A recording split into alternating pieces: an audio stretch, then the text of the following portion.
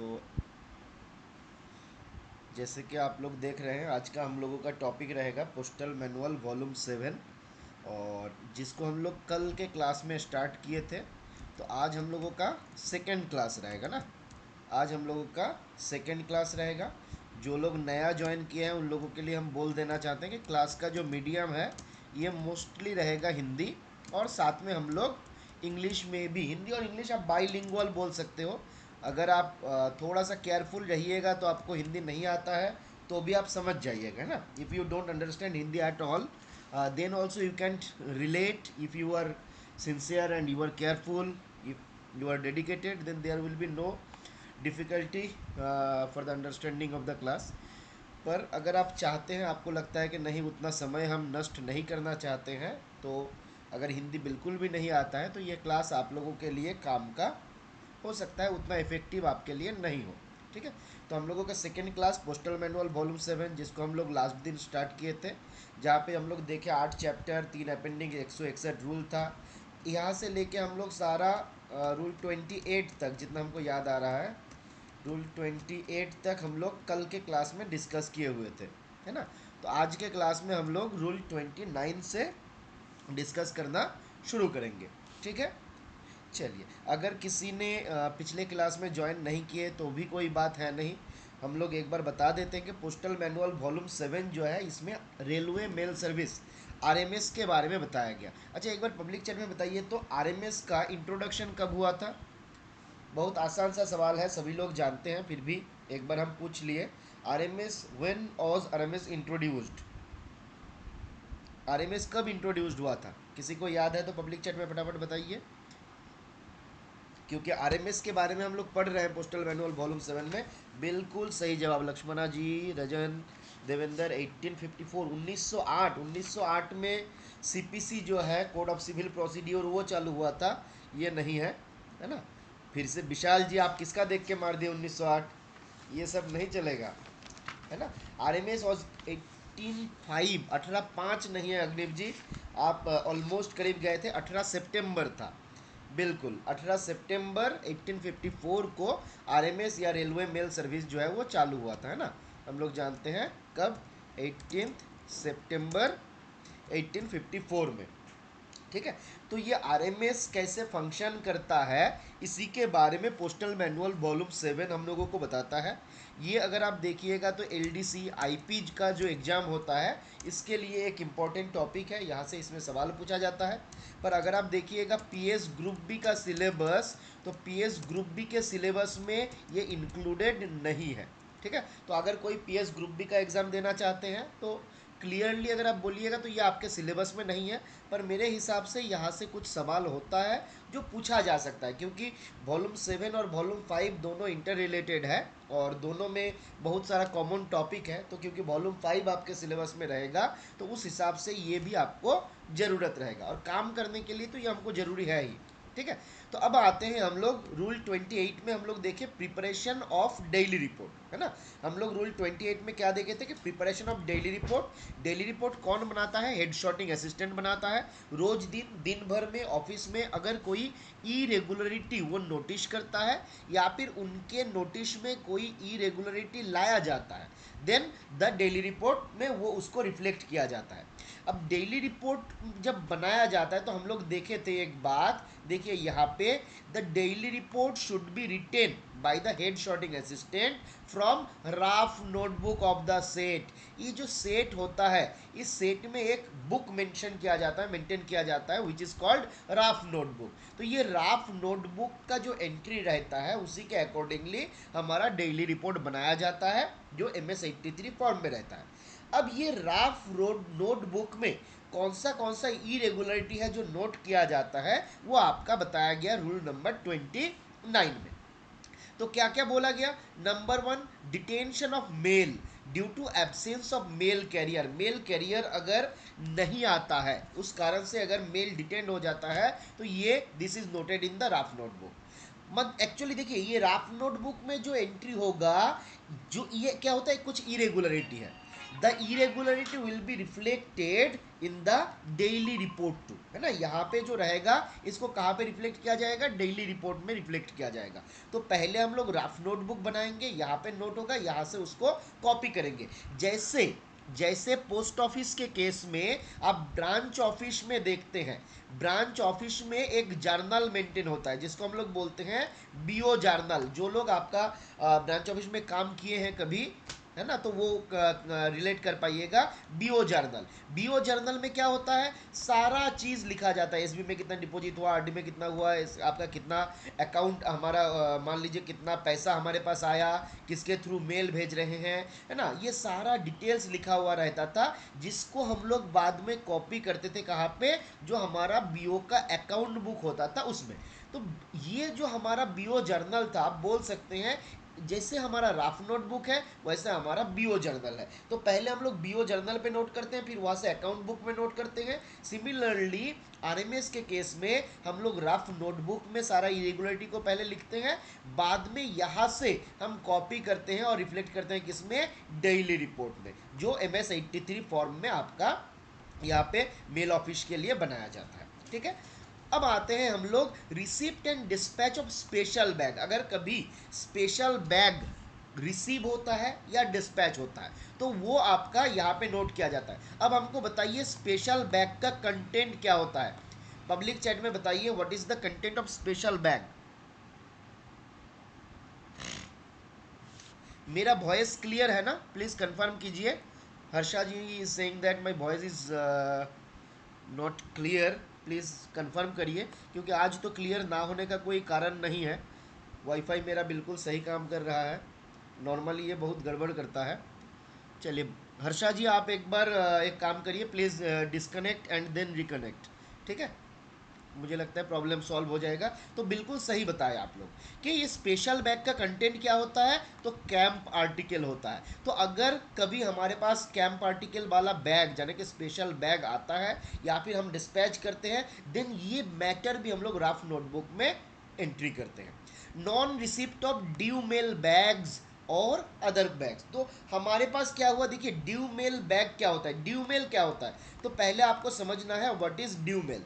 Due mail means any mail और any bag which is due, मतलब आना ही आना है। जैसे हम लोग पोस्टल मैनुअल वॉल्यूम 5 जब देखे थे तब हम लोग देखे थे मिस्टर बैट, मिस्टर बैट, जिसके भीतर क्या बोला गया था, mail bag, registered packet bag when prescribed, BO bag, account bag, transit bag, ये सब होता है ड्यू बैग। याद आ रहा है आप लोगों को, जिसने जिसने पोस्टल मैनुअल वॉल्यूम 5 पढ़े थे मेरे साथ, हम लोग क्या देखे थे, आपसे कभी कभी पूछा जाता है which of the following comes under due bag, है ना, कौन सा वाला आपका ड्यू बैग है, तो हम लोग उसको याद कैसे रखते हैं, मिस्टर बैट, है ना। मिस्टर बैट में क्या होता है, एक होता है मेल बैग, आर में क्या होता है, रजिस्टर्ड पैकेट बैग। साथ में याद रखना है जब भी रजिस्टर्ड पैकेट बैग दो प्रकार का होता है, एक प्रिस्क्राइब्ड एक नॉट प्रिस्क्राइब्ड। इफ प्रिस्क्राइब्ड, अगर ये प्रिस्क्राइब्ड है then this comes under due bag, otherwise this is unusual bag, है ना। फिर क्या था, फिर हम लोग देखे थे बीओ बैग, है ना, बीओ बैग, फिर अकाउंट बैग, फिर हम लोग देखे थे ट्रांजिट बैग, है ना। ये सब हमारा क्या था, ये हमारा था ड्यू बैग के भीतर आता था। तो ये ड्यू बैग क्या है, तो बोला जाता है the bag which is due, मतलब क्या है, तो जो बैग प्रतिदिन हमको बनाना है या फिर रेगुलर इंटरवल में बनाना है। जैसे मान लीजिए कोई एक बैग है जिसको हमको हफ्ते का फर्स्ट वर्किंग डे में भेजना होता है, तो क्या हुआ, देखिए ये पीरियडिसिटी फिक्स्ड है कि the first working day of the week, तो ये हमारा ड्यू बैग हो गया। कोई एक बैग है जिसको हमें रोज भेजना होता है, ये भी हमारा ड्यू बैग हो गया। But if there is any bag which is send whenever required, जब बनाया जाता है तब भेजा जाता है, जरूरत पड़ता है तब भेजा जाता है, तो उसको हम लोग अनयूजुअल बैग बोलते हैं। जैसे पार्सल बैग, है ना, हम लोग देखे हुए थे कि पार्सल बैग जो है एक आपका अनयूजुअल बैग है, ठीक है। तो इस प्रकार से आप लोग याद रख सकते हो, अगर हमारे पास कोई ड्यू बैग है और वो बैग हमारे पास नहीं आता है तो ये हम एक इरेगुलरिटी ट्रीट करते हैं और we note it down on the rough notebook, हम लोग उसको रफ नोटबुक में नोट डाउन करते हैं। फिर बोला गया opening of bag of other section. मान लीजिए मेरे सेक्शन के लिए या मेरे ऑफिस के लिए कोई बैग नहीं था, वो बैग क्या था, this bag is not meant for my office, ये किसी दूसरे ऑफिस का बैग था, और गलती से खाली सेक्शन नहीं, यहाँ पे आप इसको याद रखिएगा, अदर ऑफिस, अदर ऑफिस और अदर सेक्शन जो भी हो वॉटेवर।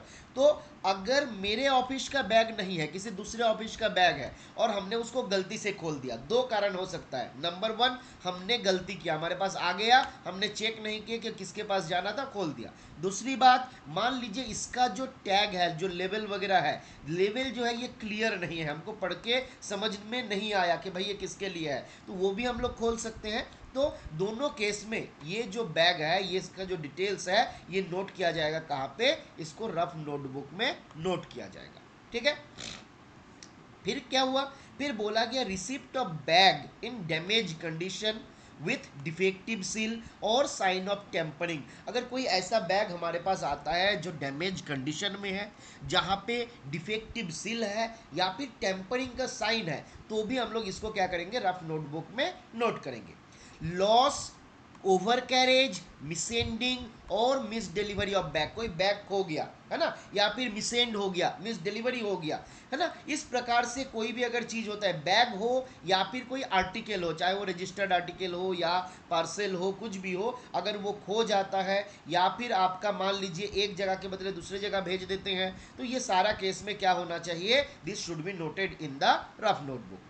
फिर आता है मिस कनेक्शन ऑफ ट्रेन, बस और फ्लाइट। हम लोग देखे थे पिछले दिन कि भाई मिस कनेक्शन अगर हो जाएगा ट्रेन, बस और फ्लाइट, तो क्या करना है, हमको सुपरिटेंडेंट को इंटीमेट करना रहता है। अगर फ्लाइट मिस हो जाता है तो सुपरिटेंडेंट के साथ साथ किसी और एक को भी इंटीमेट करना होता है। तो किसको इंटीमेट करना होता है राकेश जी? ये क्लास पोस्टमैन एग्जाम के लिए भी हेल्पफुल रहेगा, पीए एग्जाम के लिए भी हेल्पफुल रहेगा, कोई भी एग्जाम के लिए हेल्पफुल रहेगा। ठीक है, तो हेड ऑफ द सर्किल कब इंटीमेट किया जाता है, हेड ऑफ द सर्किल को? बिल्कुल, हेड ऑफ द सर्किल बिल्कुल सही आंसर है जयप्रकाश जी, राम जी।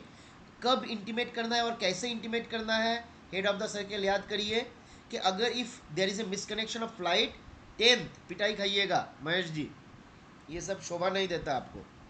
6 आवर ये दूसरे जगह पहुंच गए, मतलब पढ़े नहीं, बिल्कुल लक्ष्मणा जी, ऑन द फर्स्ट पोस्ट, जो फर्स्ट पोस्ट है उसमें हम लोगों को इंटीमेट करना है, जितना हमको याद आ रहा है, ऑन फर्स्ट पोस्ट, है ना। हम लोग पढ़े हुए थे मिस कनेक्शन के बारे में, मिस कनेक्शन के केस में क्या बोला गया था, आपको इंटीमेट करना है ऑन द फर्स्ट पोस्ट, है ना, याद करके देखिए, हम लोग कल इसको डिस्कस किए थे।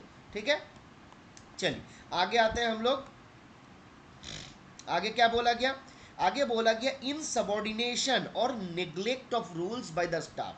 अगर हमारा कोई स्टाफ है, हमारा बात नहीं माना, तो ये बात भी हम लोग इंटीमेट नोट करते हैं, कहाँ पे, रफ नोटबुक में। ठीक है, duties other than MODW, memorandum of distribution of work में बताया गया कौन सा स्टाफ का क्या काम है, इसको छोड़ के अगर हम कोई दूसरा काम देते हैं, तो this should also be noted in the rough notebook. ठीक है, कोई ऑफिशियल अगर ड्यूटी के दौरान बीमार पड़ जाता है, तो वो भी रफ नोटबुक में एंट्री होता है। डिस्पोजल ऑफ डैमेज्ड आर्टिकल और आर्टिकल कंटेनिंग एनीथिंग इंजूरियस और offensive, this matter shall also be noted down.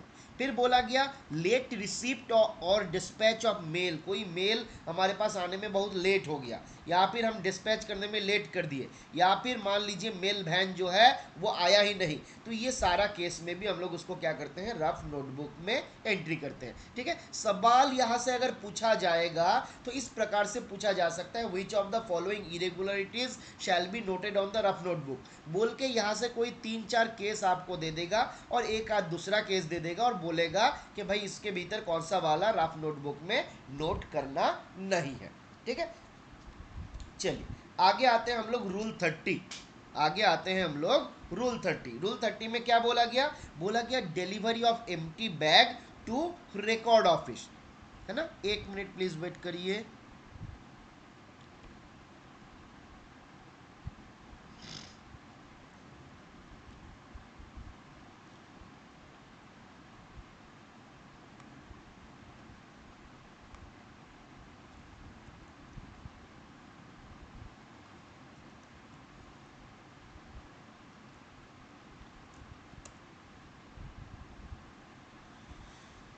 चलिए आगे आते हैं हम लोग।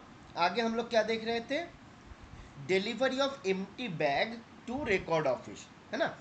एम्प्टी बैग यानी कि खाली बैग अगर रह जाएगा मेरे पास तो हमको क्या करना है? इसको वापस भेजना है किसके पास? रिकॉर्ड ऑफिस में। ठीक है, तो क्या बोला जा रहा है? कोई भी मेल ऑफिस के पास अगर एम्प्टी बैग रहता है, the empty bags are required to be sent to unit bag office or district bag office concern, है ना। तो ये हम लोगों को याद रखना है। The empty bags are required, empty bags जो रहेगा उसको हमको क्या करना रहता है? एक मिनट प्लीज वेट करिए। 30 नंबर वाला रिकॉर्ड ऑफिस, अच्छा एक्चुअली यहाँ पे हम थोड़ा सा गलत नोट किए हैं। यहाँ पे होना चाहिए the empty bags are required to be sent to the record office by the unit bag office or district bag office. ठीक है, तो जो यूनिट बैग ऑफिस है या डिस्ट्रिक्ट बैग ऑफिस है, ये क्या करेगा?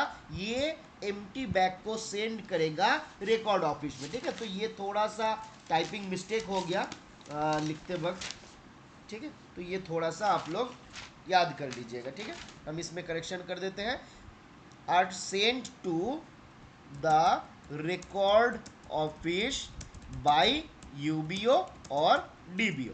तो हमारे पास जो एम्प्टी बैग आएगा उसको क्या करना है? उसको हमको भेज देना है। किसके पास भेज देना है? रिकॉर्ड ऑफिस के पास। कौन भेजेगा? Unit bag office or district bag office. अब यूनिट बैग ऑफिस कौन है? तो यूनिट बैग ऑफिस क्या होता है? बोला जा रहा है every post office other than BO. Exam पे कभी कभी इसके साथ आपका बीओ एंड ईडीएसओ भी लिखा रह सकता है। ईडीएसओ, ईडी क्या होता है? ईडी होता है एक्स्ट्रा डिपार्टमेंटल। हम लोग पहले जो जीडीएस होता था उन लोगों को एक्स्ट्रा डिपार्टमेंटल बोलते थे और उनके द्वारा हेडेड जो एसओ होता था उसको हम लोग ईडीएसओ बोलते थे। ठीक है, फिलहाल आज के दिन में आपको देखने को नहीं मिलेगा पर एग्जाम पे पूछा जा सकता है। यूबीओ क्या होता है? Every post office other than BO and EDSO. DBO क्या होता है? District bag office. तो डिस्ट्रिक्ट बैग ऑफिस होता है एचआरओ और एसआरओ, एचआरओ और एसआरओ। एक्सेप्शनल केसेस में जो हमारा हेड ऑफिस होता है वो भी आपका डिस्ट्रिक्ट बैग ऑफिस में चुना जा सकता है। ठीक है, आगे आते हैं हम लोग रूल 31। क्लियर हो रहा है यहाँ तक? किसी को कोई डाउट हो रहा है, दिक्कत हो रहा है तो बताइएगा। यहाँ तक क्लियर हो रहा है? आगे बढ़े।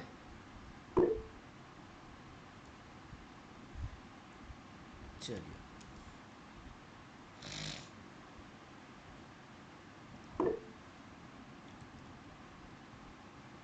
चलिए, बीच बीच में नींद आएगा ना तो आप लोग थोड़ा सवाल ववाल पूछ लीजिएगा, क्योंकि एक तो है पोस्टल मैनुअल, है ना, वो देखने से ही सुनने से ही नींद आता है, जिस कारण से थोड़ा मुझे पता नहीं क्लास कितना बोरिंग हो रहा होगा।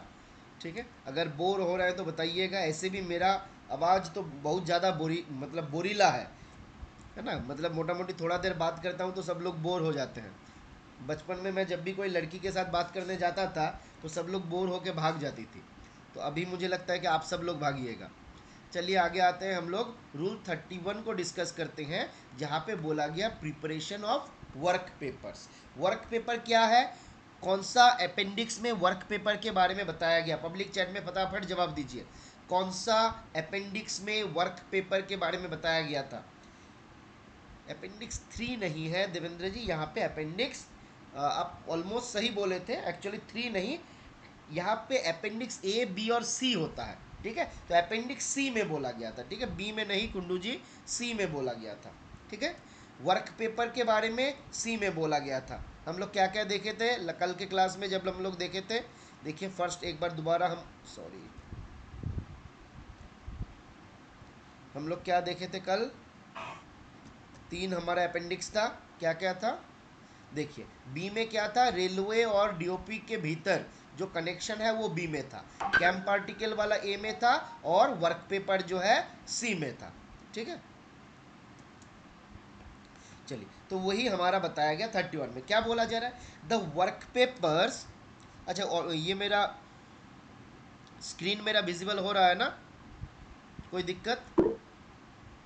चलिए, तो क्या बोला जा रहा था? Work papers for next trip और working hour of the set. तो वर्क पेपर जो हमारा अगला वाला सेट होगा या फिर जो हमारा अगला ट्रिप होगा उसके लिए कौन सप्लाई करेगा? तो will be supplied by the record officer. Work paper is supplied by the record officer. किसके पास? एक मिनट वेट करिए, क्लास को रखिए भाई। अर्जेंट अर्जेंट কিছু একটু পরে পাঠিয়ে দিচ্ছি, এখনই লাগবে? আচ্ছা দাঁড়া দেখছি, দাঁড়া দাঁড়া, ठीक। तो work papers for the next trip जो रहेगा या वर्किंग आवर रहेगा, उसको कौन सप्लाई करेगा? तो रिकॉर्ड ऑफिसर जो है वो सप्लाई करेगा। किसके पास सप्लाई करेगा? तो बोला जा रहा है जो मेल गार्ड रहेगा, मेल एजेंट रहेंगे, है ना, तो उनके पास ये वर्क पेपर जो है सप्लाई किया जाएगा। बोला जा रहा है after filling the work papers this is send to the record office. तो जब हम सेक्शन में या फिर हमारे मेल ऑफिस में इसको यूज़ कर लेंगे, मेरा काम खत्म हो जाएगा, तब हम क्या करेंगे? इसको वापस भेज देंगे। किसके पास? रिकॉर्ड ऑफिसर के पास इसको वापस भेज देंगे। अब यहाँ पे हम देखिए बताया गया है कि वर्क पेपर का लिस्ट जो है कहाँ पे दिया हुआ है? अपेंडिक्स सी में। कुछ एग्जाम्पल क्या क्या होता है, किसको किसको हम लोग वर्क पेपर बोलते हैं, तो आप यहाँ पे देख सकते हैं।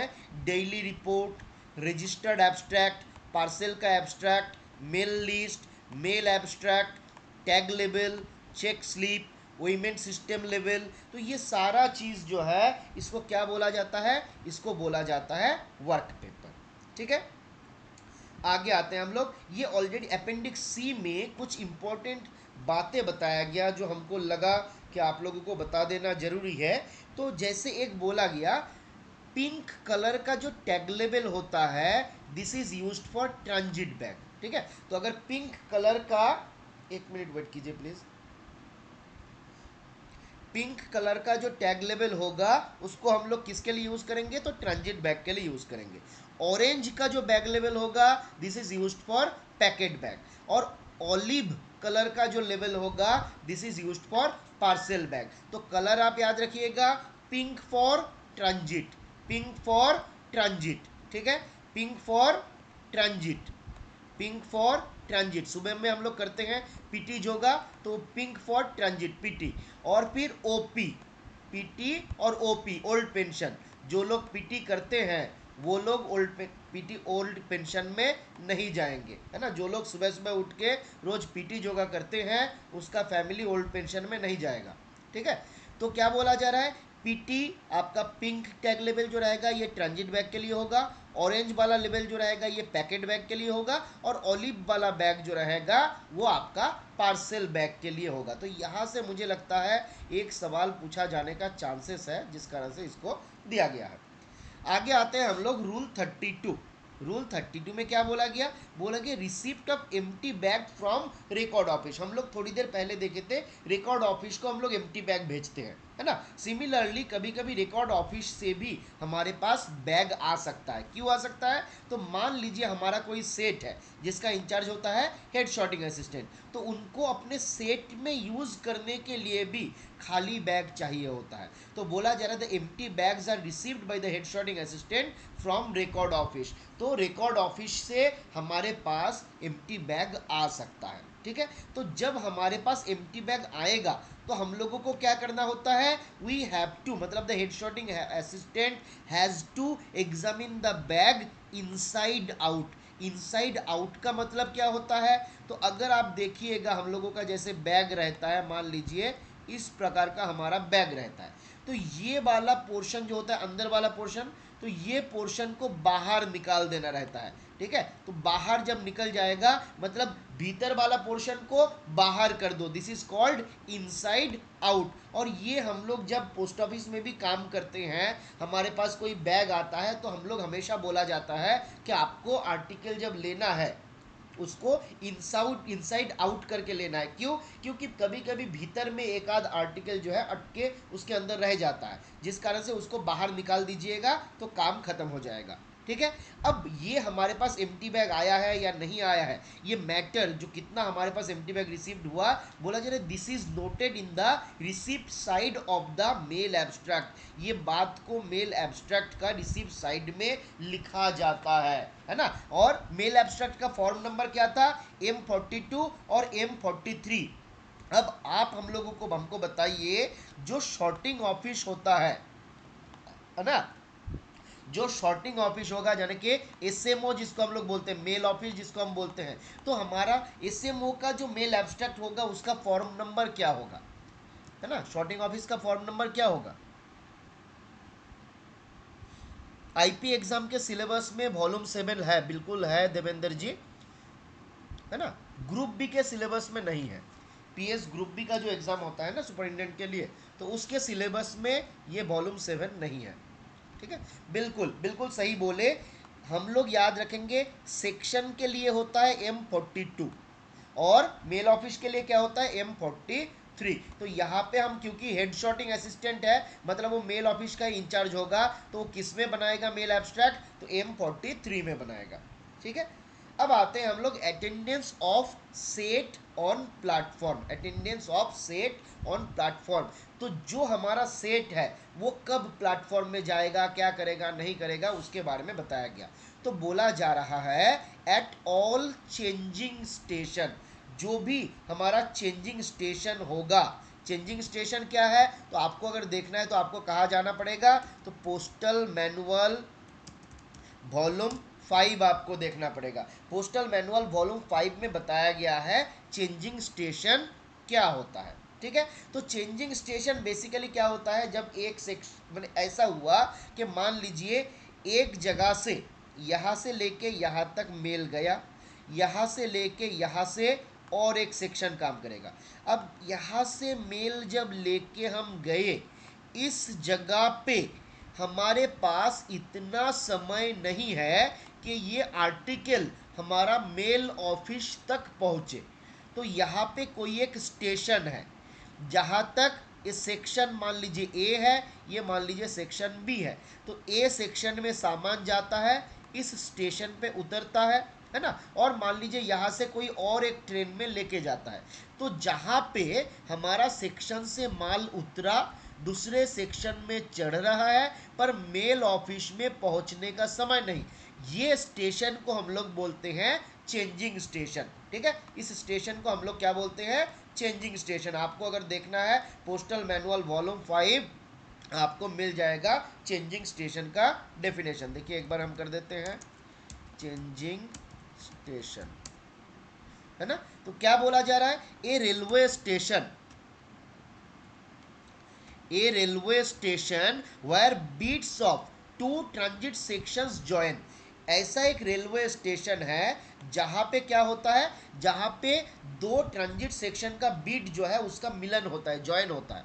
And where mail brought by one of them are handed over to the other, एक सेक्शन सामान लाया, दूसरे सेक्शन को हैंड ओवर कर दिया, है ना। और यहाँ पे इतना समय नहीं है कि इसको हम मेल ऑफिस तक वापस भेज दिए, तो ये स्टेशन को क्या बोला जाएगा, इस स्टेशन को बोला जाएगा चेंजिंग स्टेशन, ठीक है। तो चेंजिंग स्टेशन के केस में क्या बोला गया, द रिलीविंग सेट, तो एक सेट ने सामान लाया, दूसरा सेट लेके जाएगा, तो जो रिलीविंग सेट है जो वहां से सामान को लेके जाएगा, बोला गया the relieving set should be present at the platform before arrival of train, train आने से पहले उनको स्टेशन पे पहुंच जाना चाहिए, ठीक है।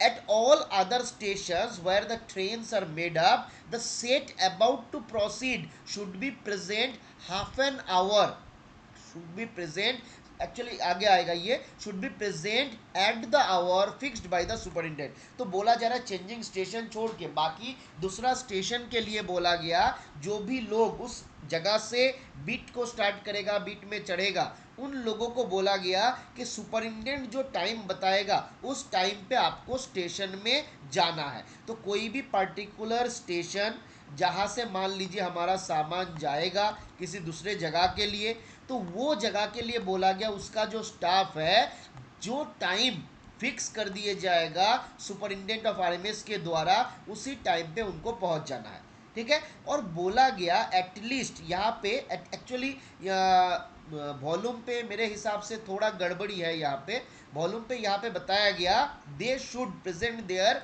At least half an hour before the departure of train, है ना। तो यहाँ पे बोला जा रहा है कि एटलीस्ट हाफ एन आवर पहले उसको पहुँचना है, पर मतलब क्या है, हाफ एन आवर से ज़्यादा पहले भी पहुँच सकता है। पर फिर अगले जगह पे बोला गया अगर हैबिचुअली किसी को हाफ एन आवर से पहले पहुंचना है तो उसके लिए हेड ऑफ द सर्कल का परमिशन चाहिए, है ना। तो हम लोग ये थोड़ा सा कंफ्यूज्ड हो जाता है, ये बातें एक दूसरे को कंट्राडिक्ट कर रहा है। फिर भी आप याद रख लीजिए कि यहाँ पे चेंजिंग स्टेशन को छोड़ के बाकी दूसरा स्टेशन पे जो सेट जाएगा उसके लिए क्या बोला गया, वो हाफ एन आवर पहले वहाँ पे पहुँच जाए। हाफ एन आवर से ज़्यादा पहले अगर पहुँचना है habitually, then the approval of head of the circle is required. ठीक है, अब आते हैं हम लोग 36। ठीक है, देखिए 36 37 बड़ा इंपॉर्टेंट है। ये जब आप इंस्पेक्टर बन जाइएगा, अगर आरएमएस का इंस्पेक्टर बनते हैं तो काम आएगा, खास करके 37, हम थोड़ी देर पहले बाद में ही आएंगे। तो पहला देख लीजिए 36। ठीक है, आरएमएस में काम करने के लिए क्या करना है, तो बोला जा रहा है विंडो ऑफ द वैन, मतलब ट्रेन का जो खिड़की है। ठीक है, वैन मतलब यहाँ पे ट्रेन, आप सेक्शन याद कर सकते हो। Window of the van to be closed when at platform, train जब प्लेटफॉर्म में खड़ी रहेगी उस टाइम पे उसका जो खिड़की है वो बंद रहेगा। तो बोला जा रहा था train standing at the railway platform, when the train is standing on the railway platform, the window on the side of the platform should be closed। तो जो प्लेटफॉर्म के साइड वाला खिड़की रहेगा वो बंद रहेगा, बंद किया जाएगा। कब होगा, जब हम मेल एक्सचेंज कर देंगे। हमारा मेल एक्सचेंज हो गया तो तुरंत हम क्या करेंगे, विंडो वाला जो खिड़की है, मतलब जो हमारा प्लेटफॉर्म साइड वाला खिड़की है उसको हम बंद कर देंगे। और कब उसको खोलेंगे, जब हमारा ट्रेन स्टार्ट होगा उसके बाद ही हम उसको खोलेंगे। ठीक है, अब ये एक इम्पॉर्टेंट और बात बताया गया, देखिए हमारा आरएमएस का जो स्टाफ रहेगा वो किसी भी ट्रैवलर से या फिर उनके परिचित व्यक्ति से रेलवे स्टेशन पे बात नहीं करेगा। ठीक है, स्टाफ जो है, स्टाफ हुई जो ऑन ड्यूटी, उनको प्रोहिबिट किया गया, किसी भी अनजान आदमी से या फिर परिचित व्यक्ति से वो रेलवे स्टेशन पे बात नहीं करेगा। ठीक है, अब आते हैं 37, ये काम आता है बहुत ज़्यादा। क्या बोला जा रहा है, देखिए entry of unauthorised person in mail van. ये आप अगर इंस्पेक्टर बनिएगा आरएमएस में तो चार्जशीट करने में काम आएगा, है ना। क्योंकि बहुत जगह पे हम लोग क्या करते हैं, आरएमएस के भीतर ही हमारे दोस्त भाई बहन को बिठा के लेके जाते हैं। अब हालांकि ये करना शुरू करिएगा तब जाके हम ही लोगों को गड़बड़ी हो जाएगा, हम लोग जा नहीं पाएंगे, है ना। तो फिर भी बात को याद रखना है, कम से कम रूल पोजीशन हम लोगों को जानना है।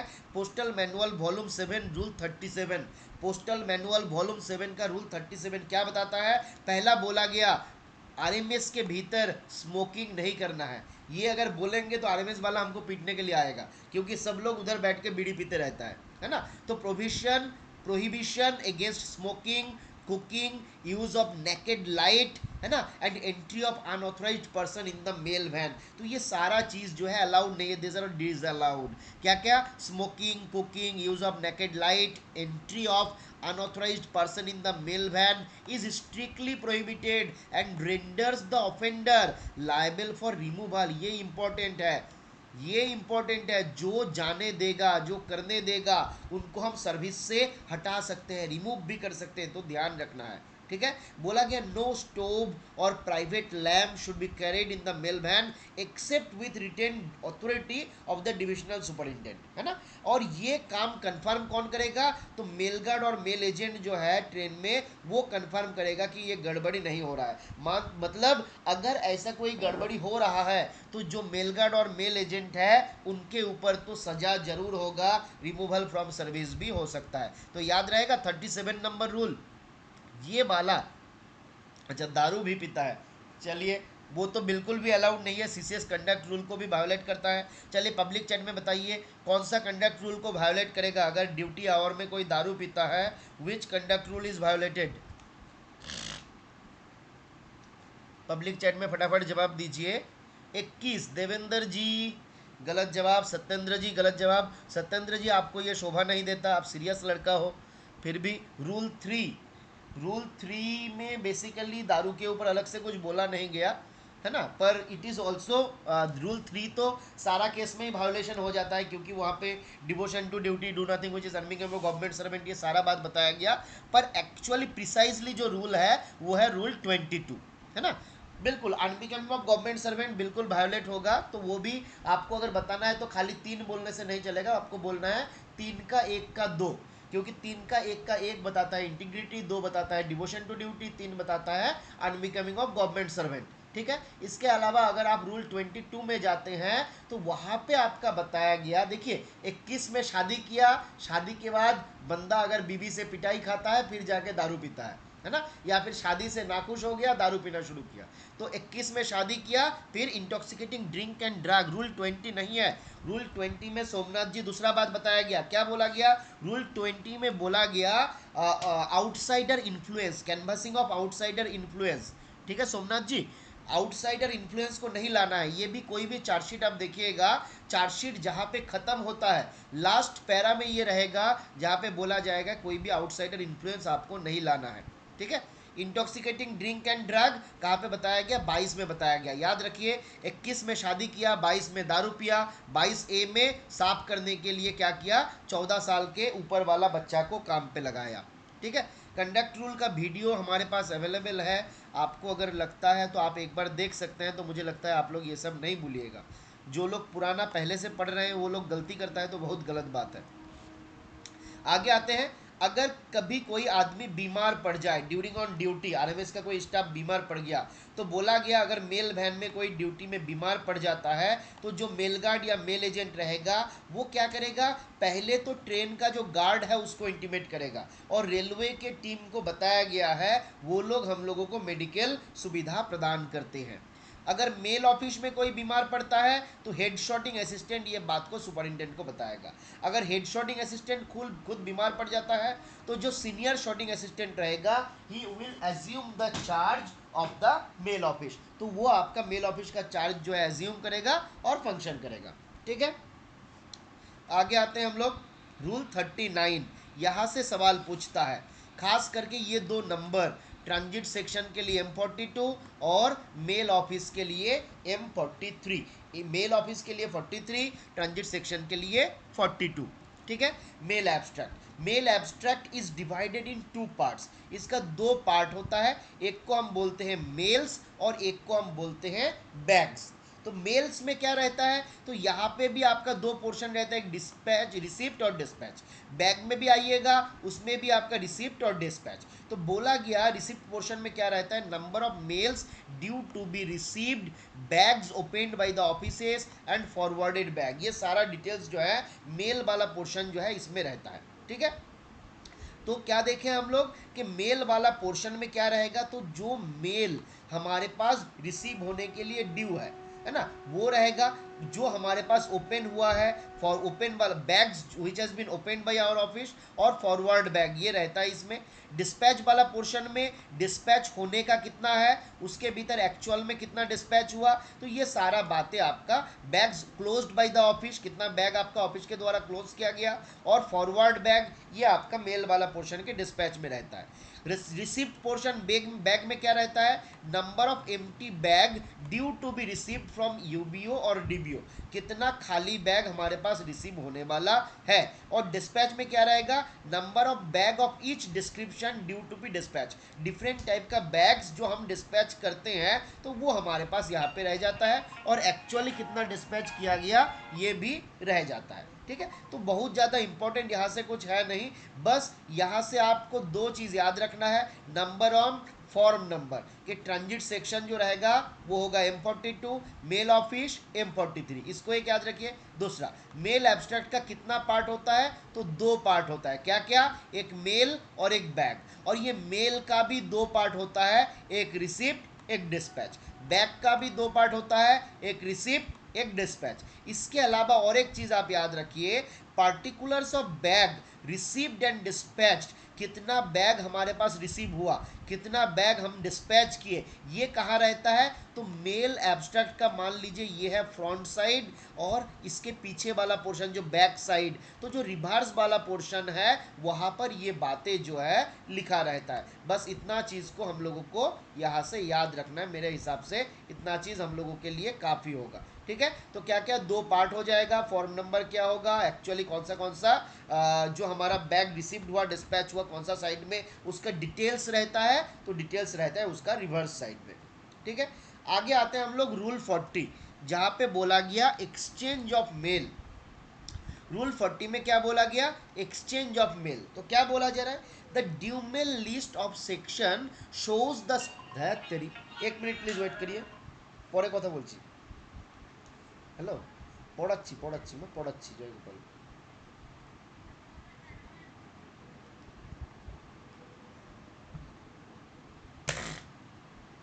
फिर क्या बोला जा रहा है? Due mail list of section shows the station and in case of mail office the hours at which the mail is received and dispatched and also the details of the mail. तो ड्यूमेल लिस्ट में क्या रहता है? Due mail list of section जो रहता है, it shows the station, कौन सा स्टेशन है, and in case of mail office. देखिए ड्यूमेल लिस्ट दो जगह का हुआ, एक हुआ सेक्शन का, दूसरा क्या हो रहा है? आपका मेल ऑफिस का। तो क्या हो रहा है? आपका ड्यूमेल लिस्ट सेक्शन में बताया जाता है कि कौन सा स्टेशन है, और हमारा जो मेल ऑफिस है वहां पे क्या क्या बताया जा रहा है?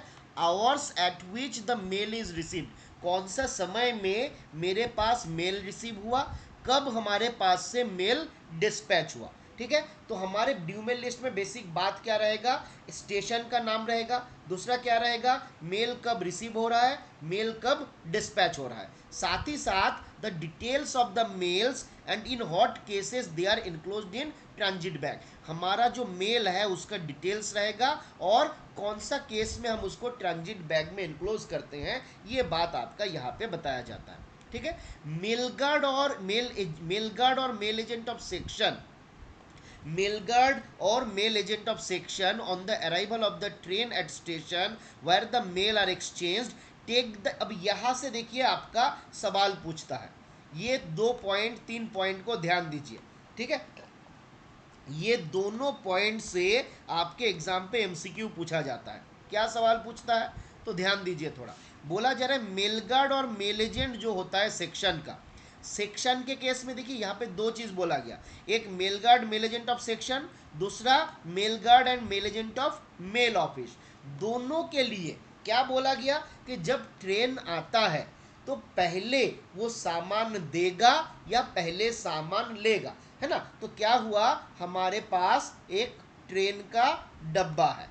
ठीक है, अब पहले हम यहां से सामान लेंगे या फिर यहां से हम सामान देंगे, ये कहां पे बताया गया? तो ये हमारा बताया गया इस जगह पे। थोड़ा सा ध्यान दीजिए, सवाल पूछेगा यहां से। Mail agent or mail guard of section on the arrival of the train at the station, जहां पे मेल का एक्सचेंज होने वाला है, take the delivery of the mail for the set before giving those for dispatch. तो mail देने से पहले ये लिया जाता है। तो सेक्शन के केस में क्या बोला गया? मेल गार्ड और मेल एजेंट ऑफ सेक्शन का क्या करेगा? वो पहले क्या करेगा?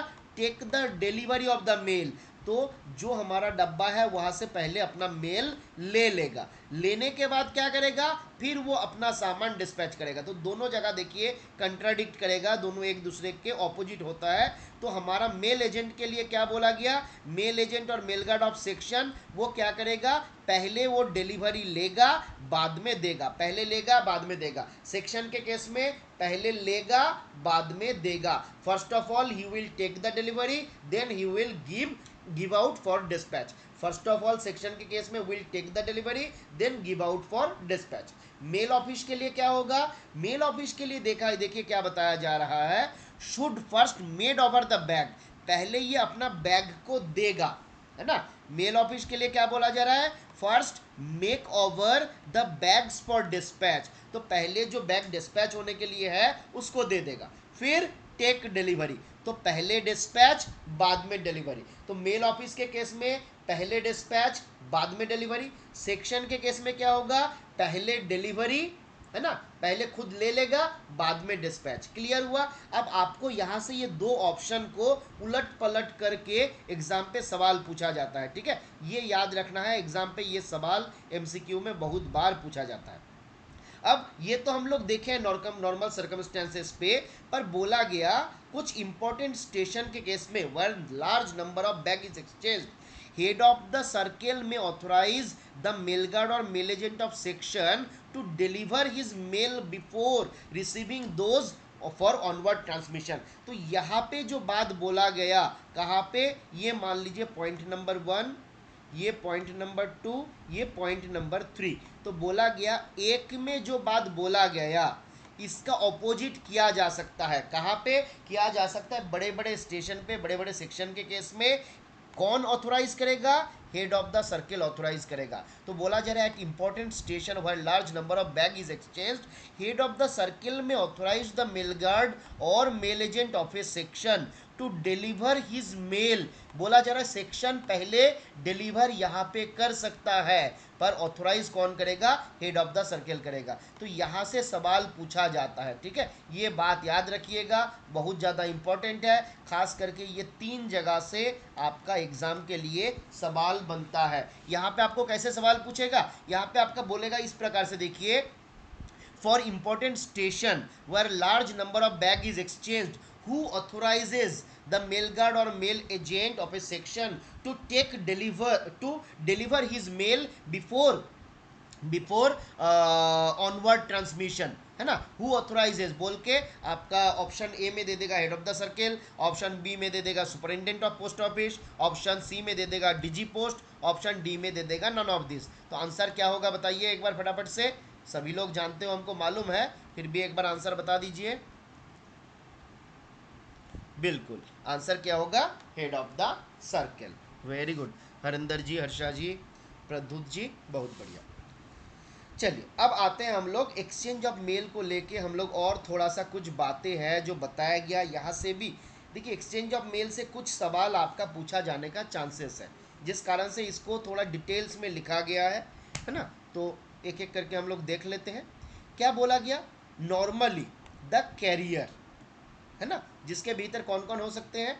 Head sorting assistant, mail agent, mail peon और other official appointed for this person who exchanges mails with the section is not permitted to enter the van. ठीक है, तो ये बात याद रखना है, जो कैरियर है, जो एक्सचेंज कर रहा है मेल सेक्शन के साथ, बोला गया वो आपका परमिटेड नहीं है वैन के अंदर घुसने के लिए। ठीक है, तो ये सवाल कभी कभी पूछा जाता है, वेदर ये लोग जो है आपका परमिटेड है या नहीं है। ठीक है, बैग शुड बी पास्ड, जब बैग हमारा ट्रांसफर हो रहा है, ट्रांसमिशन हो रहा है, तो बोला जाए it should be passed through the door और the window of the van. तो जो वैन है उसका खिड़की से या फिर दरवाजा से ये पास होता है। ठीक है, इधर ट्रेन के दरवाजे पे आप दे दो या फिर खिड़की से अंदर घुसा दो, दोनों ऑप्शन अवेलेबल है, दोनों काम किया जा सकता है। Mail exchange between the mail office and local post office, अगर मेल ऑफिस के साथ लोकल पोस्ट ऑफिस का मेल बैग का एक्सचेंज होता है, तो बोला गया यहाँ पे भी ये रिसीविंग और डिलीवरी जो चलेगा कहाँ पे होगा? At the door of mail office, है ना। ये मेल ऑफिस के दरवाजे तक ही वो आ सकता है या जा सकता है, अंदर नहीं घुस सकता। The carrier is not being permitted to enter, उनको भीतर घुसने का कोई अनुमति नहीं है।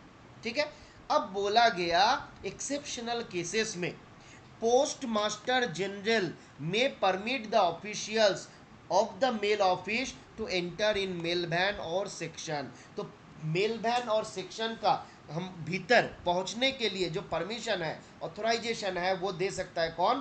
पोस्ट मास्टर जनरल दे सकता है, लोडिंग और अनलोडिंग के मदद करने के लिए। ठीक है, अब ये वाला देख लीजिए, head sorting assistant, mail agent और other official of mail office में enter into the mail van और सेक्शन फॉर ओपनिंग और क्लोजिंग ऑफ टीबी। देखिए नॉर्मली मेल एक्सचेंज के लिए नहीं जा सकता, पर अगर कभी ट्रांजिट मैंने केज टीबी उसके अंदर है, केज टीबी अगर उसके अंदर है तो उस जगह पे जा सकते हैं। कौन जा सकता है? Head sorting assistant, mail agent or any other official. ठीक है, ये लोग जा सकता है, पर कभी कभी एग्जाम पे आपका सवाल आता है कि ये केज टीबी को खोलने के लिए कौन जाता है। तो याद रखिएगा, अगर हेड शॉटिंग असिस्टेंट अवेलेबल है तो हेड शॉटिंग असिस्टेंट ही जाएगा, जिस कारण से एग्जाम में कभी कभी ये सवाल पूछता है और उसका आंसर आपका हेड शॉटिंग असिस्टेंट ही होता है। ठीक है, तो ध्यान रखना है क्वेश्चन में क्या बताया गया। अब प्रेफरेबली जाता है हेड शॉटिंग असिस्टेंट, पर मेल एजेंट या फिर कोई दूसरा ऑफिशियल भी जा सकते हैं। ठीक है। तो head sorting assistant, mail agent और other official of a mail office में enter in the mail van और section, mail van of a section for opening और क्लोजिंग ऑफ टीबी, ठीक है, केज टीबी। अब क्या बोला गया, mail list, if the mail list is not used, अगर कभी मेल लिस्ट नहीं है तो यहाँ पे जो रिसिप्ट है वो मेल पियोन के बुक में भी लिया जा सकता है। तो मेल लेके एक्सचेंज के लिए जो मेल पियोन गया हुआ है उनके पास जो बुक रहता है उसको हम लोग बोलते हैं mail peon book. Form number क्या होता है, MS-28। तो कभी कभी ये सवाल हम लोगों से पूछ सकता है कि मेल लिस्ट में अगर एक्विटेंस नहीं लिया जा रहा है तो मेल पियोन के बुक MS-28 में जो मेंशन होता है उसमें भी आपका लिया जा सकता है, ठीक है। आगे बढ़े, आगे बढ़े हम लोग, चलिए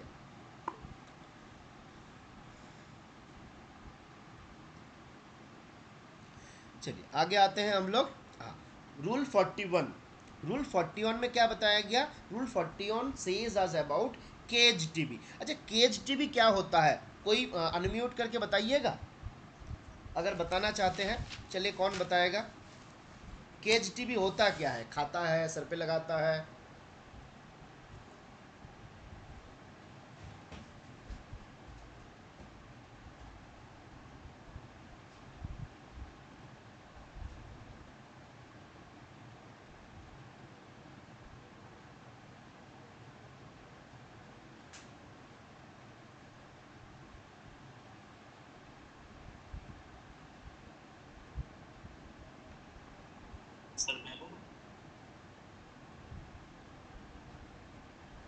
चलिए अगर नहीं मालूम है तो डोंट नो लिख दीजिए, क्योंकि हम केज टीबी कर रहे हैं, पर चीज़ क्या है अगर नहीं पता है तो मज़ा नहीं आएगा ना। कितने लोग केज टीवी के बारे में नहीं सुने हैं? चलिए शशि कुमार जी आपने नहीं सुने हो, बाकी लोग पब्लिक चैट में बताइए जो लोग नहीं सुने हैं, नहीं सुने हैं। पढ़ा तो है मगर या नहीं, चलिए कोई बात नहीं, चलिए हम बता देते हैं, ठीक है। केज टीवी को भी अगर आपको देखना है तो आप चले जाइए पोस्टल मैनुअल वॉल्यूम 5, ठीक है, रूल नंबर 44 का ए, जहाँ पे केज टीवी को क्लियरली आपका डिफाइन किया गया है कि क्या होता है। देखिए, तो बात क्या है, कुछ नहीं, केज टीवी क्या है, कुछ नहीं है। वो क्या होता है, मान लीजिए चेन्नई से, चेन्नई से हावड़ा, चेन्नई से हावड़ा बहुत सारा स्टेशन है, बहुत ज़्यादा दूरी है ना। तो हमारा क्या देखना है, चेन्नई से हावड़ा कोई मेल भेजना है ना। रोज़ हमारा ट्रेन आता है वहाँ से, कहाँ से कहाँ, CHNNI, चेन्नई से लेके मान लीजिए हावड़ा, ठीक है। अब क्या हुआ, बीच में बहुत सारा स्टेशन है जिसके भीतर जैसे मान लीजिए हम कुछ जो जानते हैं, बरहमपुर आता है ना। फिर मान लीजिए हमारा भुवनेश्वर आता है, BHUBANESWAR, है ना। फिर आप मान लीजिए भुवनेश्वर आ गया, फिर आपका कटक आता है ना, कटक आता है। तो देखिए अब हमारा क्या हुआ, मेल फ्लो है, कहाँ से कहाँ तक हो रहा है, तो चेन्नई से स्टार्ट होगा और हावड़ा में आएगा। अब मान लीजिए हमको 500 numbers of bags are there which I have to send directly from Chennai to Howrah. हमको चेन्नई से हावड़ा 500 बैग भेजना है। अब क्या होता है, देखिए हम लोग पहले टीबी क्या होता है, ट्रांजिट बैग होता है। तो ट्रांजिट बैग में हम क्या करते हैं, एक साथ में मान लीजिए 5 या 10 बैग जिसका बाकी दूसरे ऑफिस में कोई काम नहीं है उसको एक बैग के भीतर डालते हैं, जिसको हम लोग बोलते हैं ट्रांजिट बैग, ठीक है। अब केज ट्रांजिट बैग क्या होता है, इस ट्रांजिट बैग का बड़े भाई, मतलब नॉर्मल केस में क्या होता है, ट्रांजिट बैग के अंदर 10 20 50 बैग डाला जाता है, मान लीजिए 10 गो बैग आता है। अब केज टीबी क्या होगा, ये मान लीजिए एक प्रकार का केज रहेगा जिसके भीतर जितना बैग हमको चेन्नई से लेके हावड़ा तक भेजना है सारा बैग को इसके भीतर हम डाल देंगे, ठीक है। मान लीजिए suppose 500 number of bag are there, ठीक है, इसके भीतर डालेंगे। डालने के बाद इसको हम लॉक कर देंगे। इसको हम लॉक कर देंगे, सील लगा के उसको हम सिक्योर कर देंगे, और ये पूरा केज को ही हम ट्रेन के भीतर से रख देंगे, ताकि इंटरमीडिएटरी जो स्टेशन है, बरहमपुर है, भुवनेश्वर है, कटक है, यहाँ पे कोई इस बैग को टच भी नहीं करेगा। जब ये बैग हमारा हावड़ा स्टेशन पे पहुंचेगा तो वहाँ पे जो मान लीजिए हेड शॉटिंग असिस्टेंट है, प्रेफरेबली जैसे हम लोग बोले हुए हैं, या फिर मान लीजिए मेल एजेंट या जो भी जिसको ये ड्यूटी दिया जाएगा, ऑथोराइज किया जाएगा, वो क्या करेगा, वो मेल वैन के अंदर जाएगा और एक सील्ड कवर में उसका चाबी उनके पास आ जाएगा। ठीक है, ये जो चाबी उसका रहेगा, इस चाबी से वो क्या करेंगे, उस केज टीबी को खोलेगा। उसके पहले वो चेक कर लेगा उसका कंडीशन वंडीशन सब सही है कि नहीं, सील जो है वो सही है कि नहीं, कोई टेम्परिंग का कोई मतलब साइन तो उसमें नहीं है, और सब कुछ देखने के बाद वो उसको खोलेगा। तो देखिए वही बात बताया जा रहा है केज टीबी में एट द टर्मिनल स्टेशन। तो यहाँ पे टर्मिनल स्टेशन कौन सा है, हावड़ा है ना। हेड शॉटिंग असिस्टेंट जाएगा, should enter into the mail van, इसको क्या करना है, वैन के अंदर जाने के, ट्रेन या सेक्शन के अंदर जाना है।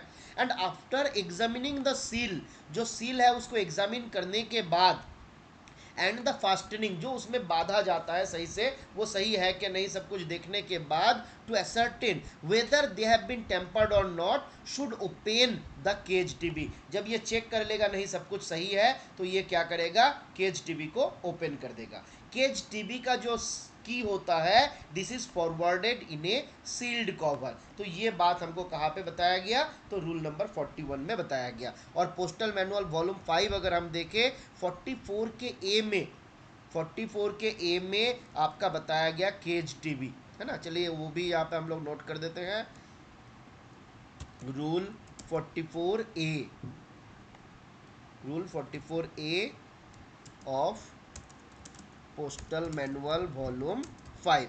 तो रूल 44 ए पोस्टल मैनुअल वॉल्यूम 5 का हमको केज टीवी के बारे में बताता है। क्लियर हुआ, आगे बढ़े हम लोग, आगे बढ़े। अभी आइडिया क्लियर हुआ देवेंद्र जी, देवेंद्र जी, रजन जी, वसीम, शहीदा। मतलब आप लोग पोस्टल मैनुअल वॉल्यूम 5 नहीं पढ़े हैं, ये गलत बात है। बाकी जो लोग पढ़े हुए थे वो लोग तो बताना चाहिए था, फिर भी नहीं बोले, मतलब हमसे ज़्यादा फाकीबाज आप लोग हो। ठीक है, चलिए ऐसे नहीं चलेगा, पढ़ाई बहुत ज़्यादा करना है। ठीक है, बचपन में मेरा माँ एक बात बोलती थी, यही भाते बागुन सिद्ध होबे ना, मतलब ये जो चावल बन रहा है ना, इसमें बैगन जो है वो बॉयल नहीं होगा, आपको टेम्परेचर बढ़ाना होगा, तभी जाके काम चलेगा। ठीक है, आगे आते हैं हम लोग 42, जहाँ पे बोला गया disposal of mail address to section और मेल ऑफिसेस, क्या क्या बताया गया। अच्छा, ये एक बात हम और बोलते हैं कि देखिए अभी आपको जो पढ़ना है ना, इसको आप बस एक नोवेल के तरह पढ़ते जाइए, बहुत ज़्यादा दिमाग मत लगाइए। इसमें से जो इम्पोर्टेंट, एक बार पहले जब आप पढ़ रहे हैं उसमें नोट आप मत बनाइए, पहले खाली उसको पढ़ लीजिए, दोबारा जब पढ़िएगा तब जाके आप नोट बनाइए। ठीक है, और हमेशा ये मेरा सजेशन है, जो हम लोगों के पास पढ़ रहे हो या नहीं पढ़ रहे हो, फाइनल आपके पास हर एक टॉपिक के लिए 1 पेज वाला नोट होना चाहिए। एक नोट मतलब पोस्टल मैनुअल वॉल्यूम 7 एक पन्ने में ख़त्म होना चाहिए। जितना भी नोट है, जो भी बड़ा टॉपिक है, छोटा टॉपिक है, कुछ फर्क नहीं पड़ता, एक पेज के अंदर उसका नोट आपको बनाना है। क्योंकि जिस दिन आपका एग्ज़ाम रहेगा, एक दिन में 2-2 पेपर आपका एग्ज़ाम रहेगा, तो आपको लंबा सा एक किताब रिवाइज करने का समय नहीं मिलेगा। तो जो लोग 1 पेज वाला नोट बहुत बेहतरीन ढंग से बना लेगा, वो लोग एग्ज़ाम पे ज़रूर क्रैक कर जाएगा, है ना। क्योंकि उसके भीतर से आपको बहुत सारा सवाल आएगा, और इम्पोर्टेंट वाला सवाल वही से होगा।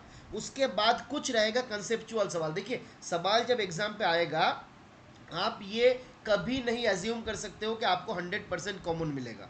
40 से 50% मैक्सिमम आपको कॉमन आएगा, जितना मेरे हिसाब से नॉर्मल सर्कमस्टेंसेस पे है, जो आपको एज इट इज़ जो आप पढ़े हैं वही आएगा। बाकी जो 40, 50, 60% आपका रहेगा ना, वहाँ पे आपको दिमाग का यूज़ करना पड़ेगा, वहाँ पे आपको एलिमिनेशन मेथड का यूज़ करना पड़ेगा। एलिमिनेशन मेथड का मतलब क्या है, 4 ऑप्शन है, आपको सही कौन सा नहीं पता, पर गलत कौन सा पता है, तो वहां से आपको you have to eliminate the wrong one. आपको गलत वाला जो ऑप्शन है उसको वहां से निकालना है, फिर जाके आपके पास एक या दो ऑप्शन बचेगा। अगर एक ऑप्शन बचा तब तो कंफर्म वो आंसर हो गया, दो बचा तब जाके विथ योर प्रॉम्प्ट, मतलब जो आपका उस टाइम पे प्रॉम्प्टनेस ऑफ माइंड जो है, वो आपको प्रेजेंस ऑफ माइंड जो है उसको यूज़ करना है, दिमाग को शांत रखना है और जवाब देना है। ये अगर हम लोग कर लेंगे तो आसानी से हम लोगों का चांसेस जो है वो बहुत ज़्यादा बढ़ जाएगा। ठीक है। और दूसरी बात है, आप लोग जितना हो सकता है ना, नंबर ऑफ एग्जामिनेशन जो होता है, मॉक टेस्ट जो है, मॉक टेस्ट दीजिए जहां मौका मिले। ऐसा नहीं कि खाली आप मेरे भरोसे रहिएगा कि नहीं हम मॉक टेस्ट जो करवाएंगे वही सफिशियंट है, ऐसा नहीं है। ठीक है, हम प्रयास करेंगे जितना चीज़ इंपॉर्टेंट है, हमको जो पर्सनली इंपॉर्टेंट लगता वो सारा हम आपको देंगे, पर उसके बाद भी बहुत कुछ है जो आप जितना एग्ज़ाम दीजिएगा ना, आपका दिमाग उतना ओपन होगा। आपको क्वेश्चन पढ़ना सीखना है। बहुत लोगों को क्वेश्चन पढ़ना ही नहीं आता, कहाँ से पढ़े। जैसे मान लीजिए नेगेटिव, कुछ क्वेश्चन में रहता है नेगेटिव, जैसे which of the following does not come under this, तो भाई ये डज नॉट जो है लास्ट में जो नॉट बताया जा रहा है इसके ऊपर फोकस करना है। एक गया नेगेटिव, दूसरा हुआ डबल नेगेटिव। कुछ कुछ जगह पे डबल नेगेटिव रहता है, जैसे which of the following is not incorrect, है ना। तो देखिए भाई डबल नेगेटिव हो रहा है, वो आपका क्या बोला जा रहा है, which of the following is not correct नहीं बोला, इज नॉट इनकरेक्ट। तो आपको ध्यान देना है मतलब क्या बोल रहा है। ठीक है, तो इस प्रकार का चीज़ जो है आपको ध्यान देना है। छोटी छोटी जगह पे नंबर जो है बहुत ज़्यादा वैरी कर जाता है, और आसान सवाल अगर छूट गया ना तो बड़ा गुस्सा आता है। ठीक है, चलिए आगे बढ़े हम लोग। आज आप लोगों का एग्ज़ाम रहेगा, क्लास ख़त्म होने के बाद आपका सीसीए रूल का क्लास ख़त्म होने के बाद खाइएगा पीजिएगा, रात का 11 बजे से या 11:30 बजे से आप लोग एग्ज़ाम दे दीजिएगा। 40 क्वेश्चन टोटल है, 80 मार्क्स का क्वेश्चन है। मुझे लगता है 1 घंटा आपके लिए सफिशियंट होगा, है ना। तो आप प्रयास करिएगा कि विद इन 1 आवर उसको कंप्लीट करने का। ठीक है, तो अगर किसी के पास लिंक नहीं मिलेगा तो आप लोग हमको मैसेज करिएगा, तो हम आपको लिंक शेयर कर देंगे। ठीक है, चलिए अभी हम लोग आगे बढ़ते हैं।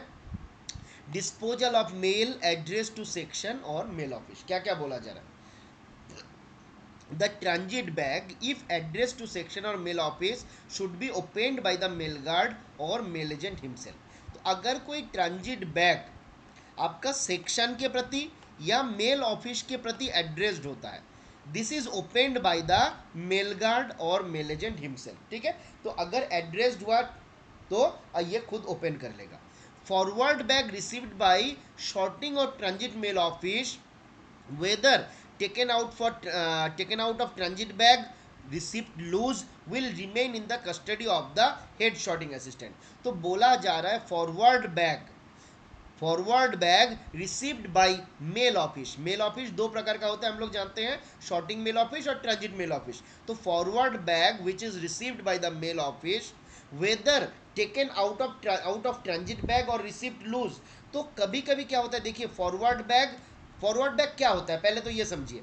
मान लीजिए यहाँ से यहाँ पे यहाँ पे कोई एक बैग आया ए बैग, पर ये ए bag it is not for this office. ये बैग को क्या करना है, यहाँ पे भेजना है।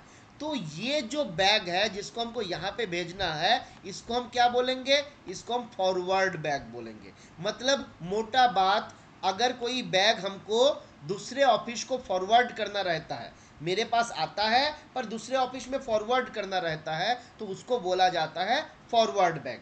तो वही बात बताया जा रहा है कि फॉरवर्ड बैग जब शॉर्टिंग ऑफिस या ट्रांजिट मेल ऑफिस में आता है, चाहे वो किसी ट्रांजिट बैग के भीतर आए, चाहे वो आपका लूज आए, फॉरवर्ड बैग कभी कभी ट्रांजिट बैग के भीतर भी आता है।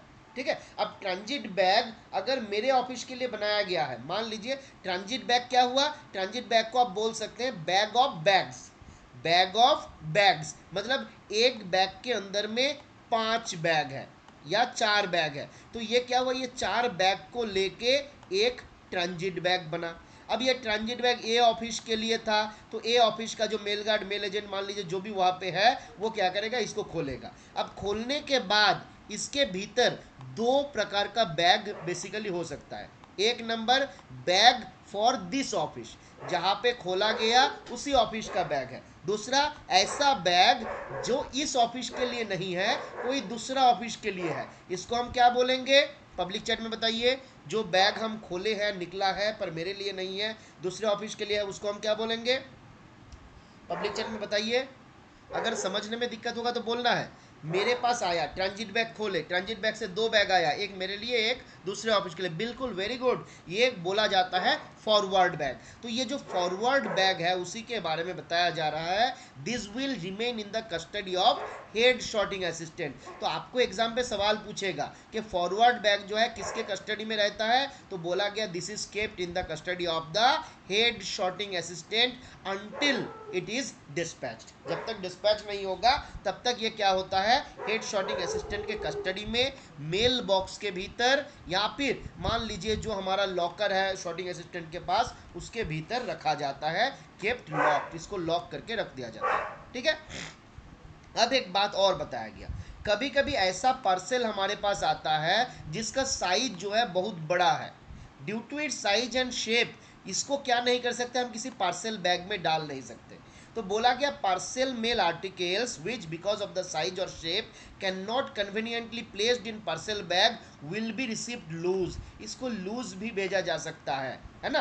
लूज हम कैसे भेजेंगे, तो मेल लिस्ट में नोट करते हुए भी इसको हम लोग भेज सकते हैं। तो ये बात याद रखना है, यानी parcel which is huge in size and due to its size it is not convenient to be placed inside a parcel bag, this type of parcel bag may be kept मतलब सेंड लूज, इसको loose भी भेजा जा सकता है। ठीक है, तो यहाँ से भी एक एमसीक्यू पूछा जा सकता है। आगे बढ़ते हैं हम लोग, preparation of mail list. Preparation of mail list क्या बोला गया, नॉर्मली बोला जा रहा है मेल लिस्ट को generally, mail list whenever it accompanies any mail, जब कोई मेल के साथ बैग के साथ ये जा रहा है, ये बनाया जाता है डुप्लीकेट में। तो generally mail list are prepared by the head sorting assistant in duplicate. तो आपसे पूछा जा सकता है जो नॉर्मली मेल लिस्ट को कितने कॉपी में बनाना है, तो डुप्लीकेट में बनाना है। एक्सेप्शनल सर्कमस्टेंसेस पे इसको ट्रिप्लीकेट में भी बनाया जाता है। ठीक है, नॉर्मली सेक्शन पे ये रखा जाता है, कभी कभी एक कॉपी एक्स्ट्रा बना के, तो नॉर्मली डुप्लीकेट होता है। इसके भीतर क्या रहता है, तो this shows the due and unusual mail actually dispatch. तो जो मेल हम डिस्पैच किए हैं एक्चुअली, वो आपका मेल लिस्ट में रहता है। Whenever the number is different from due one, अब मान लीजिए हमको as per due mail sorting list 10 bag जो था वो ड्यू था, पर हमने 9 बैग बना के भेजे, तो क्या हुआ, there is a difference between the due and actually sent. तो बोला जा रहा है यहाँ पे we have to explain the reason of the difference, इसका कारण बताना है किस कारण से ये डिफरेंस आ रहा है। अब मेल लिस्ट हम लोग देखे थे डुप्लीकेट कॉपी में बनता है ना, मेल लिस्ट जो है डुप्लीकेट कॉपी में बनता है। तो इस डुप्लीकेट कॉपी के भीतर एक होता है कार्बन कॉपी, जैसे पहले के जब हम लोग बात कर रहे हैं, मान लीजिए कार्बन नीचे देके 2 कॉपी में बनाया गया, तो the carbon copy is forwarded to the office of destination, जो डेस्टिनेशन ऑफिस है उसको ये फॉरवर्ड किया जाता है।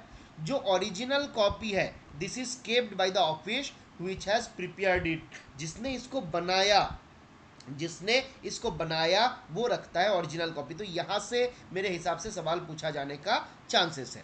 ठीक है, अब बोला जा रहा है मान लीजिए मेल लिस्ट जो है ये this contains more than 1 page, एक पेज से ज़्यादा इसमें पेज है, तो बोला गया कि every page should be serially numbered, हर एक पेज में नंबर देना है 1 2 3 4 करके, and impressed with date stamp, इसमें डेट स्टैम्प पड़ेगा, और जो शॉर्टिंग असिस्टेंट ने इसको बनाया, मान लीजिए नॉर्मली जो हेड शॉर्टिंग असिस्टेंट बनाते हैं तो उनका सिग्नेचर मेल लिस्ट में होना चाहिए हर एक पेज में।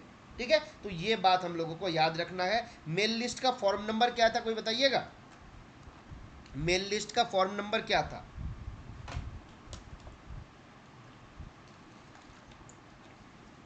बिल्कुल बिल्कुल सत्येंद्र जी, जितना हमको भी याद आ रहा है कि मेल लिस्ट का फॉर्म नंबर होता है M1। तो ये भी हम लोग यहाँ पे हम लोगों का एक नोट कर देना चाहिए था, मेल लिस्ट का फॉर्म नंबर MO। ठीक है,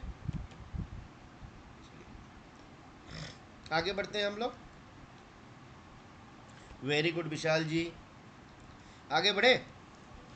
कितने लोग सो गए एक बार बताइए। I am sleeping. जो लोग नहीं सोए हैं वो लोग एक बार लिखिए आई एम स्लीपिंग, जो लोग नहीं सोए हैं। चलिए, विशाल जी सो गया। और हमको कभी कभी लगता है हम गाना गाए, मुझे नींद जो इतना आए मैं क्या करूं। चलिए, आई एम स्लीपिंग। मुझे नींद जो इतना आए मैं क्या करूं। एक्चुअली जब क्लास में कोई पढ़ाता है ना तो सोने का मज़ा ही कुछ और है ना। हम तो जब इंडक्शन ट्रेनिंग वगैरह करने के लिए गए हुए थे ट्रेनिंग सेंटर वगैरह में, इतना सोए ना, मज़ा आ गया था। और टीचर लोग जब हमको डांटता था क्लास में, बहुत बार हमको डांट भी सुनना सुनना पड़ा, तो हम उल्टा पल्टा कहानी बताते कि सर हमको बीमारी है, हमारे अंदर बॉडी में ट्राइपेनोसोमा गैम्बियंस बहुत ज़्यादा है, जिस कारण से हमको हमेशा नींद आता है ना, हम सर कुछ कर नहीं सकते। तो ये सब बोल बोल के सोते थे, इसलिए आज आप मेरे क्लास में आप लोग सो रहे हो, है ना। चलिए आगे बढ़ते हैं हम लोग। आगे क्या है, क्लोजिंग ऑफ ट्रांजिट बैग।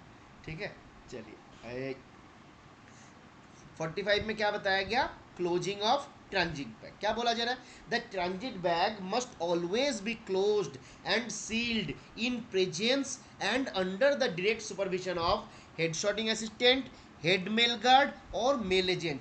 ये डायरेक्ट MCQ सवाल होता है 2 नंबर का।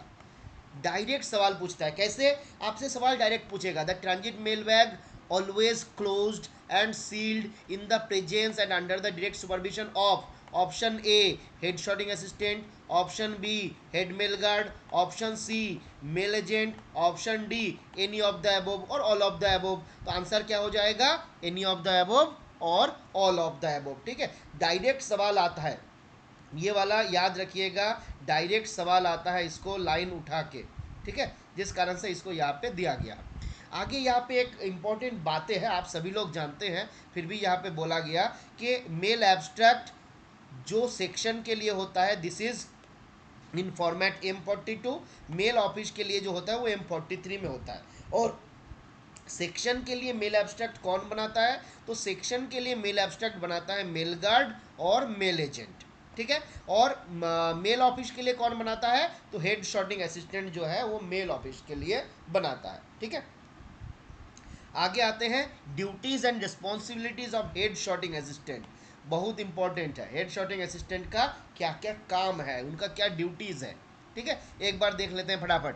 बोला गया यहां से भी सवाल डायरेक्ट पूछता है MCQ में कि हेड शॉटिंग असिस्टेंट का ड्यूटी बिगिंस विथ, बोल के ऑप्शन ए ऑप्शन बी देता है। ठीक है, पिछले दिन हम एक सवाल देख रहे थे जहां पे ऐसा बोला गया था, the duties of head sorting assistant begins with option B posting of article in post office. तो भाई पोस्ट ऑफिस में आर्टिकल पोस्ट किया, उसके साथ हेड शॉटिंग असिस्टेंट का क्या है ना। तो क्या बोला जा रहा है, इनका डिस्ट्रिक्ट ड्यूटी कहां से शुरू होता है, तो his duty begins with the receipt of male made over to him by a section or carrier or made up by a set and continue। तो जब उनको बैग मिला, whenever the head sorting assistant receives the mail, है ना। अब mail को कैसे मिल सकता है, कोई सेक्शन से उसके पास आया, कोई कैरियर ने उनको लाके दिया, या फिर एक मान लीजिए कोई एक पार्टिकुलर सेट में क्या है, आपका पार्टिकुलर सेक्शन में 2 सेट है, एक सेट 1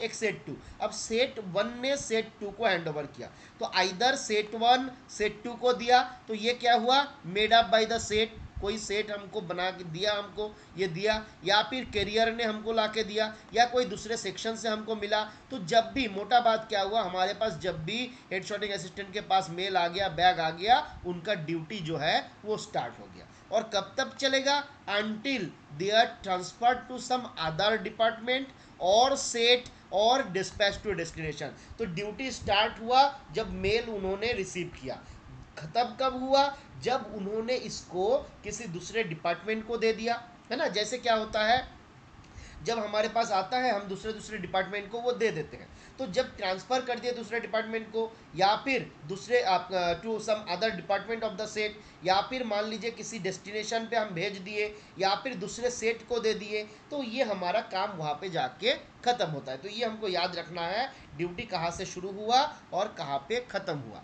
फिर क्या बोला गया, duties of head sorting assistant के भीतर, देखिए duties of head sorting assistant बहुत लंबा चौड़ा है, बहुत सारा ड्यूटी है। कुछ इंपॉर्टेंट जिसके भीतर है, receipt, custody and dispatch of mail, mail को रिसीव करना, डिस्पैच होने से पहले उसको अपने कस्टडी में रखना।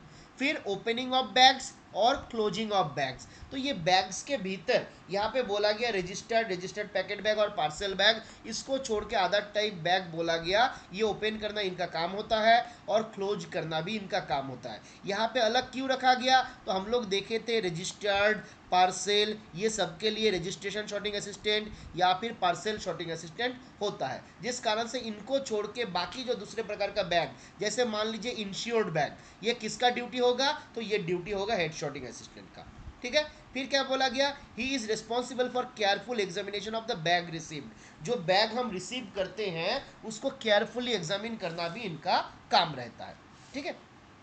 अब एक इंपॉर्टेंट बात, हेड शॉटिंग असिस्टेंट और एलएसजी सुपरवाइजर इंचार्ज ऑफ, अब देखिए कभी कभी क्या होता है, कोई पार्टिकुलर ऑफिस में इंश्योर्ड पोस्ट को देखभाल करने के लिए कोई एलएसजी सुपरवाइजर है।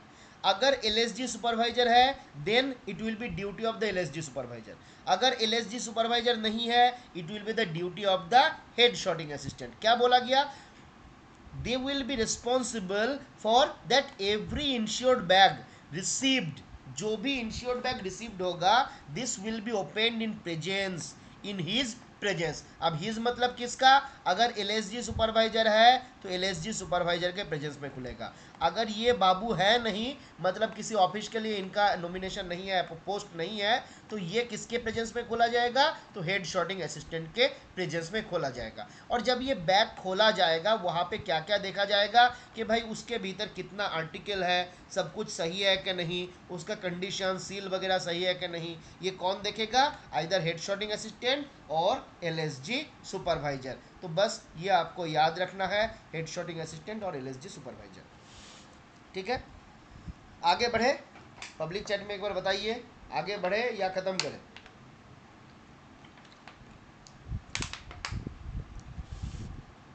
पब्लिक चैट में बताइए, जनता के साथ हम जाएंगे।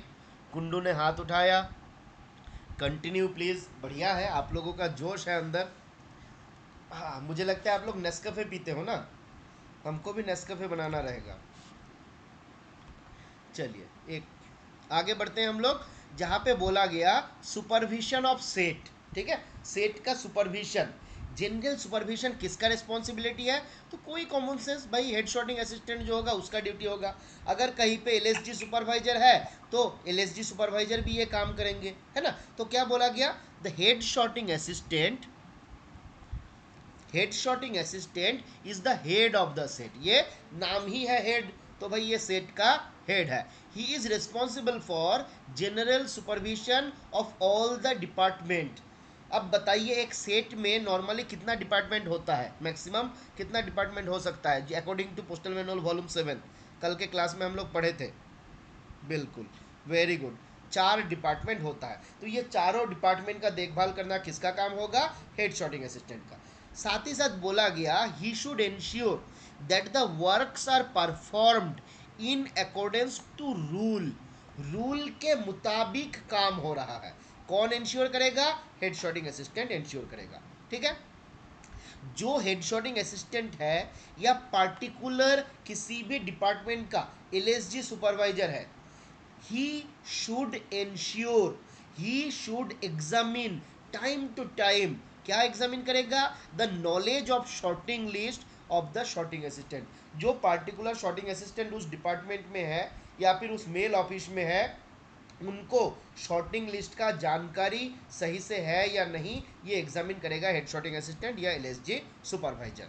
ठीक है, दो इंपॉर्टेंट बातें यहाँ पे आपका दिया गया, B orders are noted in guidance book, याद रखिएगा सवाल पूछ सकता है, बी ऑर्डर को कहाँ नोट किया जाता है, तो this is noted in the guidance book.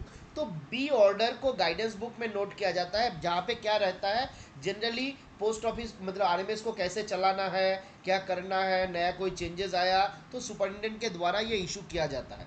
तो बी ऑर्डर को एक्सप्लेन करना है हेड शॉटिंग असिस्टेंट को कि तुमको ऐसे ऐसे काम करना है। किसको, कोई भी न्यू रिक्रूटेड जब पर्सन शॉटिंग असिस्टेंट आएगा तो the head sorting assistant explains the B order noted in guidance book to the newly recruited sorting assistant. तो दो चीज यहाँ पे हो गया, न्यूली रिक्रूटेड शॉटिंग असिस्टेंट को बी ऑर्डर के बारे में कौन बताता है, हेड शॉटिंग असिस्टेंट बताता है। बी ऑर्डर कहाँ पे नोट किया जाता है, तो गाइडेंस बुक में नोट किया जाता है। ठीक है, अब बोला गया sorting assistant should be instructed about the TB orders in the guard book. तो टीबी ऑर्डर क्या होता है, तो हम लोग जानते हैं टीबी ऑर्डर होता है B order which is connected to camp articles. Camp article related जो ऑर्डर है, जो बी ऑर्डर है, उसको बोला जाता है टीबी ऑर्डर। और टीबी ऑर्डर के ये भी कौन इशू करता है, ये भी आपका सुपरिटेंडेंट ही इशू करता है। अब टीबी ऑर्डर के आधार पे एक और ऑर्डर बनता है जिसको हम लोग बोलते हैं टूर ऑर्डर। टूर ऑर्डर कौन इशू करता है, तो ये इशू करता है रिकॉर्ड ऑफिसर। ठीक है, टूर ऑर्डर जो होता है ये रिकॉर्ड ऑफिसर इशू करता है। ये भी कैंप आर्टिकल के रिलेटेड ऑर्डर ही है जो दिया जाता है, उस ब्रांच में जो काम वाम करेगा उन लोगों को बताया जाता है। तो टीबी ऑर्डर कहाँ पे फाइल होता है, तो it is filed in the guard book. तो ये भी हम लोगों को याद रखना है। ठीक है, अच्छा ये पेज डबल हो गया ना। अच्छा चलिए, इस पेज में आपका बताया गया था tour order is issued by the record officer. ठीक है, खत्म हो गया ये पेज। आगे बढ़ते हैं हम लोग रूल 50। ठीक है, रूल 50 में अच्छा एसआरएम बताए हुए थे हेड शॉटिंग असिस्टेंट। चलिए आगे आते हैं हम लोग, अटेंडेंस ऑफ सेट। ठीक है, सेट का अटेंडेंस कैसे बनेगा, कोई बात नहीं भाई, अटेंडेंस रजिस्टर है उसमें बनेगा, है ना।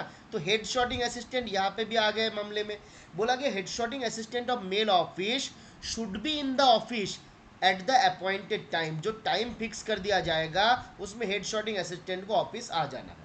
और उनको ये देखना है कि सारा स्टाफ जो है whether they are present in office in due time और not.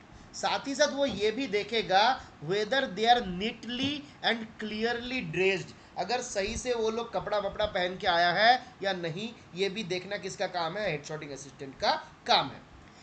In every set of a mail office we maintain a attendance register. वहां पे एक अटेंडेंस रजिस्टर मेंटेन किया जाता है जहां पे name and designation of the official रहता है। कैसे रहता है, जो एमडीडब्ल्यू में या फिर एमओडीडब्ल्यू में जिस सीरियल में वो पोस्ट रहता है, जैसे एमओडीडब्ल्यू में क्या होता है, पहले रहता है बॉस ऑफ द ऑफिस, फिर second senior, third senior, fourth, six, इस ऑर्डर में रहता है। तो अकॉर्डिंग टू सीनियरिटी ये एमडीडब्ल्यू बनता है, और according to the list of MDW यहाँ पे अटेंडेंस रजिस्टर में भी उनको साइन करना रहता है।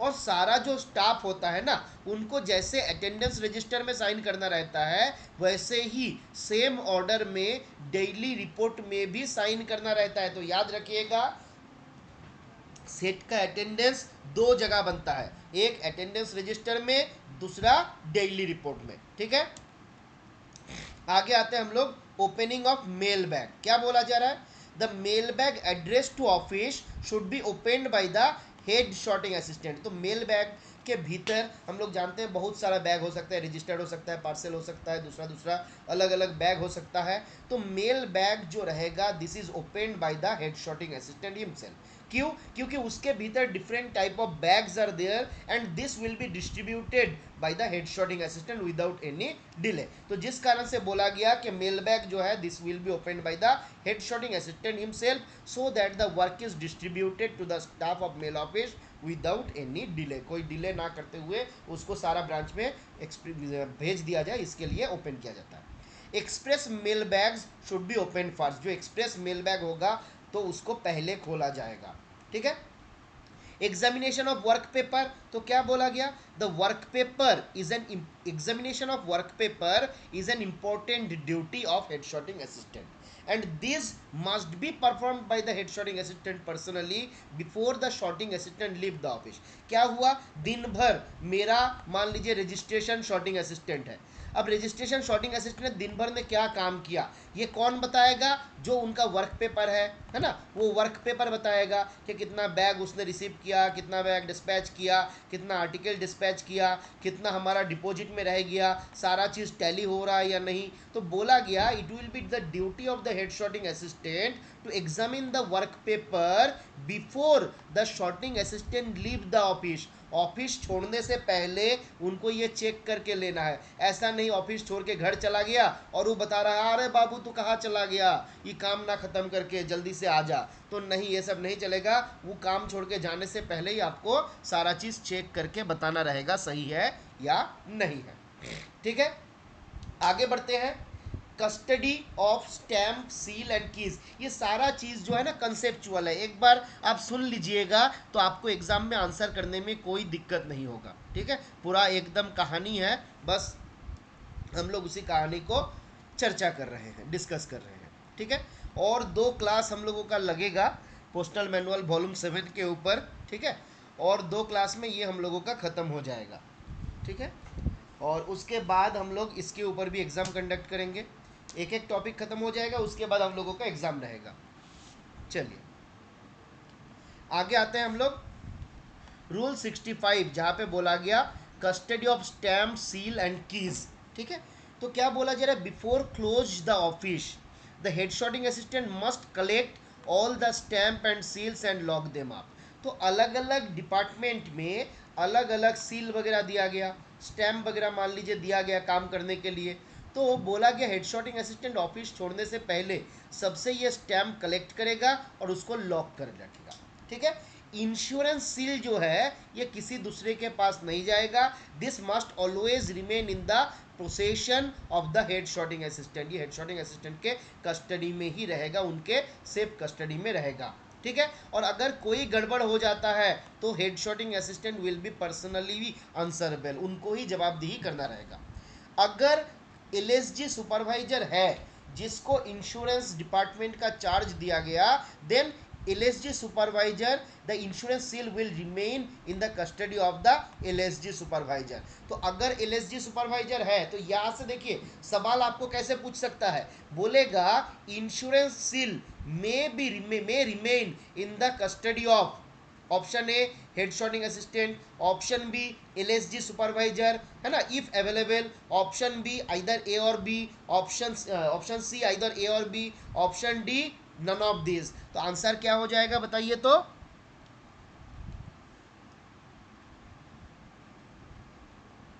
आंसर क्या होगा, इंश्योरेंस सील किसके कस्टडी में रहेगा, बी नहीं है सी, है ना, जहां पे बोला गया आपका अगर अवेलेबल है तो ठीक है उसके कस्टडी में, आपका किसके कस्टडी में रह सकते हैं, हेड शॉटिंग असिस्टेंट के कस्टडी में भी रह सकता है, तो दोनों हो सकता है इधर ए और बी, है ना। अगर अवेलेबल है तब तो एलएसजी सुपरवाइजर के कस्टडी में ही रहेगा, है ना। All keys of the office must be kept by the head sorting assistant on his person, ये खुद इनको रखना है। अब देखिए यहाँ पे एक बात बताया गया कि सारा की जो है ये हेड शॉटिंग असिस्टेंट के कस्टडी में ही रहेगा, पर during the office hour the key of different sorting cases may be interested to the sorting assistant concern. अब जब ड्यूटी आवर चलता है उस टाइम पे भी हेड शॉटिंग असिस्टेंट सारा चाबी को लेके नहीं घूमेगा, जिस डिपार्टमेंट का चाबी है उसके पास दे देगा, वो हैंडल करेगा। ठीक है, अब आते हैं final duties of sorting assistant, head sorting assistant before quitting the van. Van को क्विट करने से पहले फाइनल क्या क्या उनका काम रहता है। तो बोला गया carefully examine each sorting compartment to see that no articles is left unsorted. तो पहले तो ड्यूटी छोड़ने से पहले उनको ये देख लेना होगा, केयरफुली एग्जामिन करना होगा सारा शॉटिंग कंपार्टमेंट को कि कोई अनशॉर्टेड आर्टिकल रह नहीं गया। फिर पोर्टफोलियो हम लोग देखे थे, पोर्टफोलियो का कंटेंट हम लोग देखे थे, तो यहाँ पे देखा जाएगा पोर्टफोलियो का जो कंटेंट है वो प्रॉपरली उसके अंदर रखा गया है। ठीक है, फिर bag containing empty bags and surplus unusual bags, तो जो एम्प्टी बैग रहेगा या अनयूजुअल बैग जो एक्स्ट्रा रह गया, this will be return to the record office, जिसको रिकॉर्ड ऑफिस में भेजना है। तो ऐसे ही उसको खाली नहीं भेजेंगे, इसको एक अंदर डाल के किसी के उसको सील करना है, उसको लेबल करना है, तब जाके भेजना है। तो ये हुआ है कि नहीं ये देखेगा। मेल बॉक्स और sorting case are properly secured, तो जो भी शॉर्टिंग केस या मेल बॉक्स अवेलेबल है उसको प्रॉपरली उसका लॉक वगैरह हुआ है कि नहीं, उसको सिक्योर किया गया, या फिर उसके मान लीजिए जो शटर वगैरह रहता है उसको नीचे किया गया है कि नहीं, तो ये सारा चीज़ देखना होगा। ऑफिस छोड़ने से पहले झाड़ू लगा है कि नहीं, whether the office is swept and everything is arranged in a tidy and orderly manner, ये भी देखना इनका काम रहेगा। उसके बाद the office room should then be locked and the key is retained in the personal custody, तो उसके बाद ऑफिस रूम को लॉक किया जाएगा और उनके पर्सनल कस्टडी में चाबी रखा जाएगा, अगर उनके बाद कोई दूसरा सेट नहीं आ रहा है तो। अगर उनके बाद कोई दूसरा सेट आता है तो वहाँ पे क्या किया जाएगा, ये सारा चीज़ हैंड ओवर कर दिया जाएगा उस सेट का जो हेड शॉटिंग असिस्टेंट है उनके पास। ठीक है, तो ये हो गया final duty before quitting the office. ठीक है, अरे डबल डबल हो गया, चलिए अच्छा है, जल्दी ख़त्म हो जाएगा। अच्छा चलिए और 2 पेज आते हैं, ख़त्म कर लेते हैं। Rule 68 importance of correct sorting, ये वाला देखिए खतरनाक इम्पोर्टेंट। देवी और सज्जनों, जिसको जिसको नींद आया है ध्यान दीजिए, अगर आप आरएमएस में काम करते हो। अच्छा कितना लोग यहाँ पे है जो आरएमएस साइड से बिलोंग करते हैं, एक बार पब्लिक चैट में बताइए कितने लोग हैं। अच्छा विशाल जी आप आरएमएस से हो, और महेश जी, चलिए तो ये तो आप लोगों के, आप लोग जानते हो बहुत कुछ आप लोग जानते हो, और मुझे लगता है काम में भी आएगा आप लोगों का कुछ कुछ। अब यहाँ पे जो आरएमएस वाले हैं थोड़ा ध्यान दीजिए, क्या बोला गया, आरएमएस का सबसे इंपॉर्टेंट काम होता है अनरजिस्टर्ड आर्टिकल का शॉर्टिंग। ठीक है, सवाल आपसे पूछ सकता है what is the most important work of RMS, तो it is the sorting of the unregistered article. अब क्या बोला गया, the sorting assistant is always required to perform his duties with greatest care and specially be careful not to missent article, उनको careful रहना है कि मिसेंट article भेजा ना जाए। ठीक है, बोला जा रहा है ये sorting assistant who is habitually missent article, एक कोई शॉर्टिंग असिस्टेंट है जो हैबिचुअली मिसेंट आर्टिकल भेजते रहता है, स्पेशली जहां पर एड्रेस जो है क्लियरली और लेजिबली लिखा हुआ है। He will be considered unfit for service, उनको अपने पोस्ट के लिए अनफिट माना जाएगा, and will be liable for removal और reduction to a lower grade, उसको रिमूवल कर दिया जाएगा या नीचे वाला ग्रेड में भेज दिया जाएगा। कहाँ पे बताया गया, रूल 68 याद रखिएगा।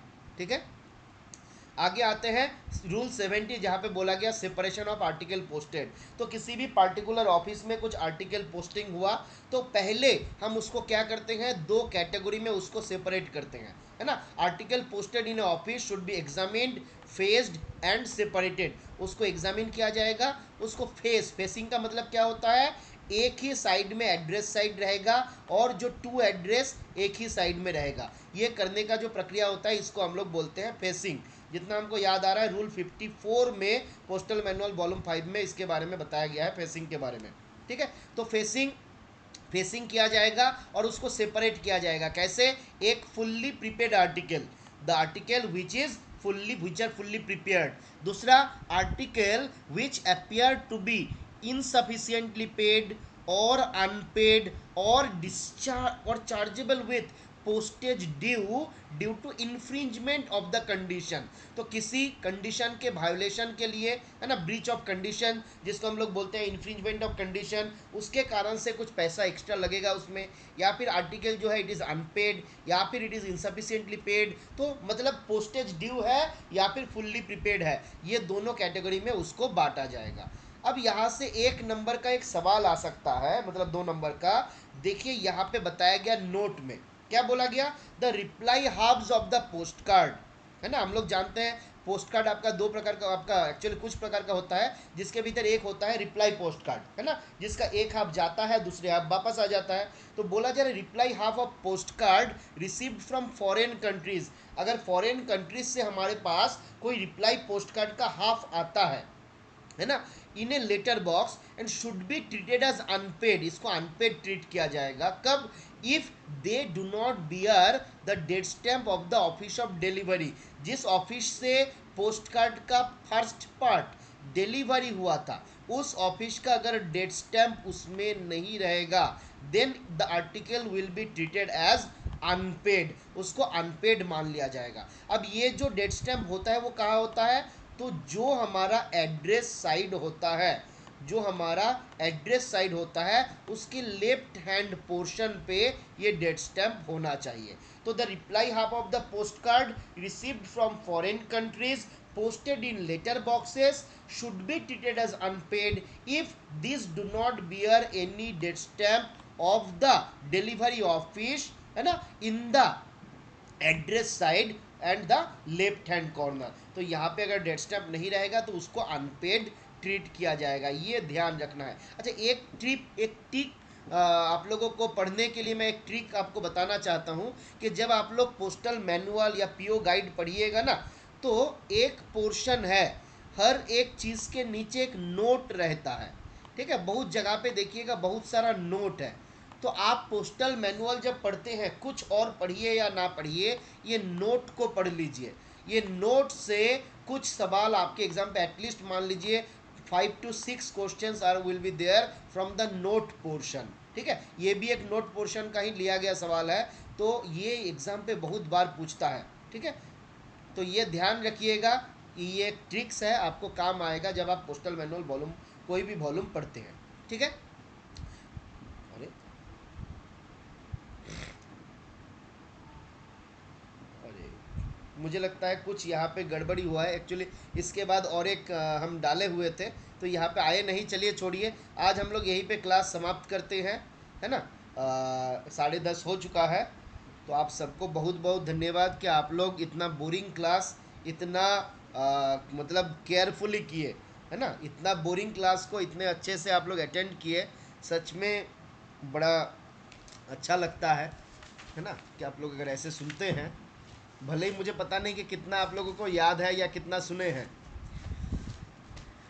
चलिए, किसी को कुछ डाउट रह गया तो आप बता सकते हैं पब्लिक चैट में। किसी को कोई डाउट रह गया तो बता सकते हैं। सर, डिलीवरी ऑफिस की डेट स्टैम्प कैसे लगेगी जब उसका ऑफिस में डिलीवर? देखिए राम सिंह जी, क्या होता है आपका, बेसिकली आप अगर बोलिएगा रिप्लाई पोस्ट कार्ड का 2 पार्ट रहता है, ठीक है, तो 2 पार्ट रहता है। तो ये अब जब डिलीवरी हो गया, तो जब डिलीवरी होगा इसमें वो जिस ऑफिस से डिलीवरी हुआ है यहाँ पे इस पोर्शन में वो लोग एक स्टैंप लगा देगा, स्टैंप लगा के उसको भेजेगा, ठीक है। जैसे क्या होता है नॉर्मली हम लोग कोई आर्टिकल को पोस्ट करते हैं तो 2 ऑफिस का डेट स्टैंप लगता है, एक बुकिंग ऑफिस और एक डिलीवरी ऑफिस। तो यहाँ पे जो आर्टिकल हमारा डिलीवरी ऑफिस में गया उसको यहाँ पे आप ट्रीट करिए एज बुकिंग ऑफिस, क्योंकि वहाँ से वापस आ रहा है तो उसके पास एक डेट स्टैंप लगना चाहिए, तो वही डेट स्टैंप यहाँ पे रहेगा, उसी के बारे में यहाँ पे बताया जा रहा है, ठीक है। चलिए, और किसी को कुछ बोलना, बताना, पूछना है? चलिए, हाँ बिल्कुल वही होना चाहिए, फॉरेन के ऑफिस का ही होना चाहिए, क्योंकि फॉरेन के बारे में ही बताया जा रहा है यहाँ पे। चलिए, थैंक यू जरीडी जी। अच्छा, एसपीएम जरीडी बाजार, चलिए आपका नाम हमको नहीं पता। चलिए एसपीएम साहब, थैंक यू आपके फीडबैक के लिए। चलिए, तो आज हम लोग क्लास यहीं पे ख़त्म करेंगे। अगर किसी को हम लोगों के साथ जुड़ना है, रेगुलर क्लास में ज्वाइन करना है, तो स्क्रीन पे दिया गया हम लोगों का फ़ोन नंबर है, आप इसमें व्हाट्सएप में मैसेज कर सकते हो। थैंक यू सीताराम जी, ठीक है, यहाँ पे आप मैसेज कर सकते हैं, रेगुलर क्लास में हम लोगों का ज्वाइन कर सकते हैं, हम लोगों का हौसला बढ़ा सकते हैं ताकि हम साथ में आईपी बन सके, ठीक है। थैंक यू सो मच आप सबको। अच्छा, एग्ज़ाम का लिंक मैं ग्रुप में भेज देता हूँ, जो हम लोगों का एक्सक्लूसिव ग्रुप है वहाँ पे मैं शेयर कर देता हूँ अभी, ठीक है। तो आप लोग एग्ज़ाम दे दीजिएगा, और कोई दूसरा भी अगर एग्ज़ाम देना चाहता है तो हमको मैसेज करिएगा, हम आपको लिंक शेयर कर देंगे। ठीक है, thank you so much, good night.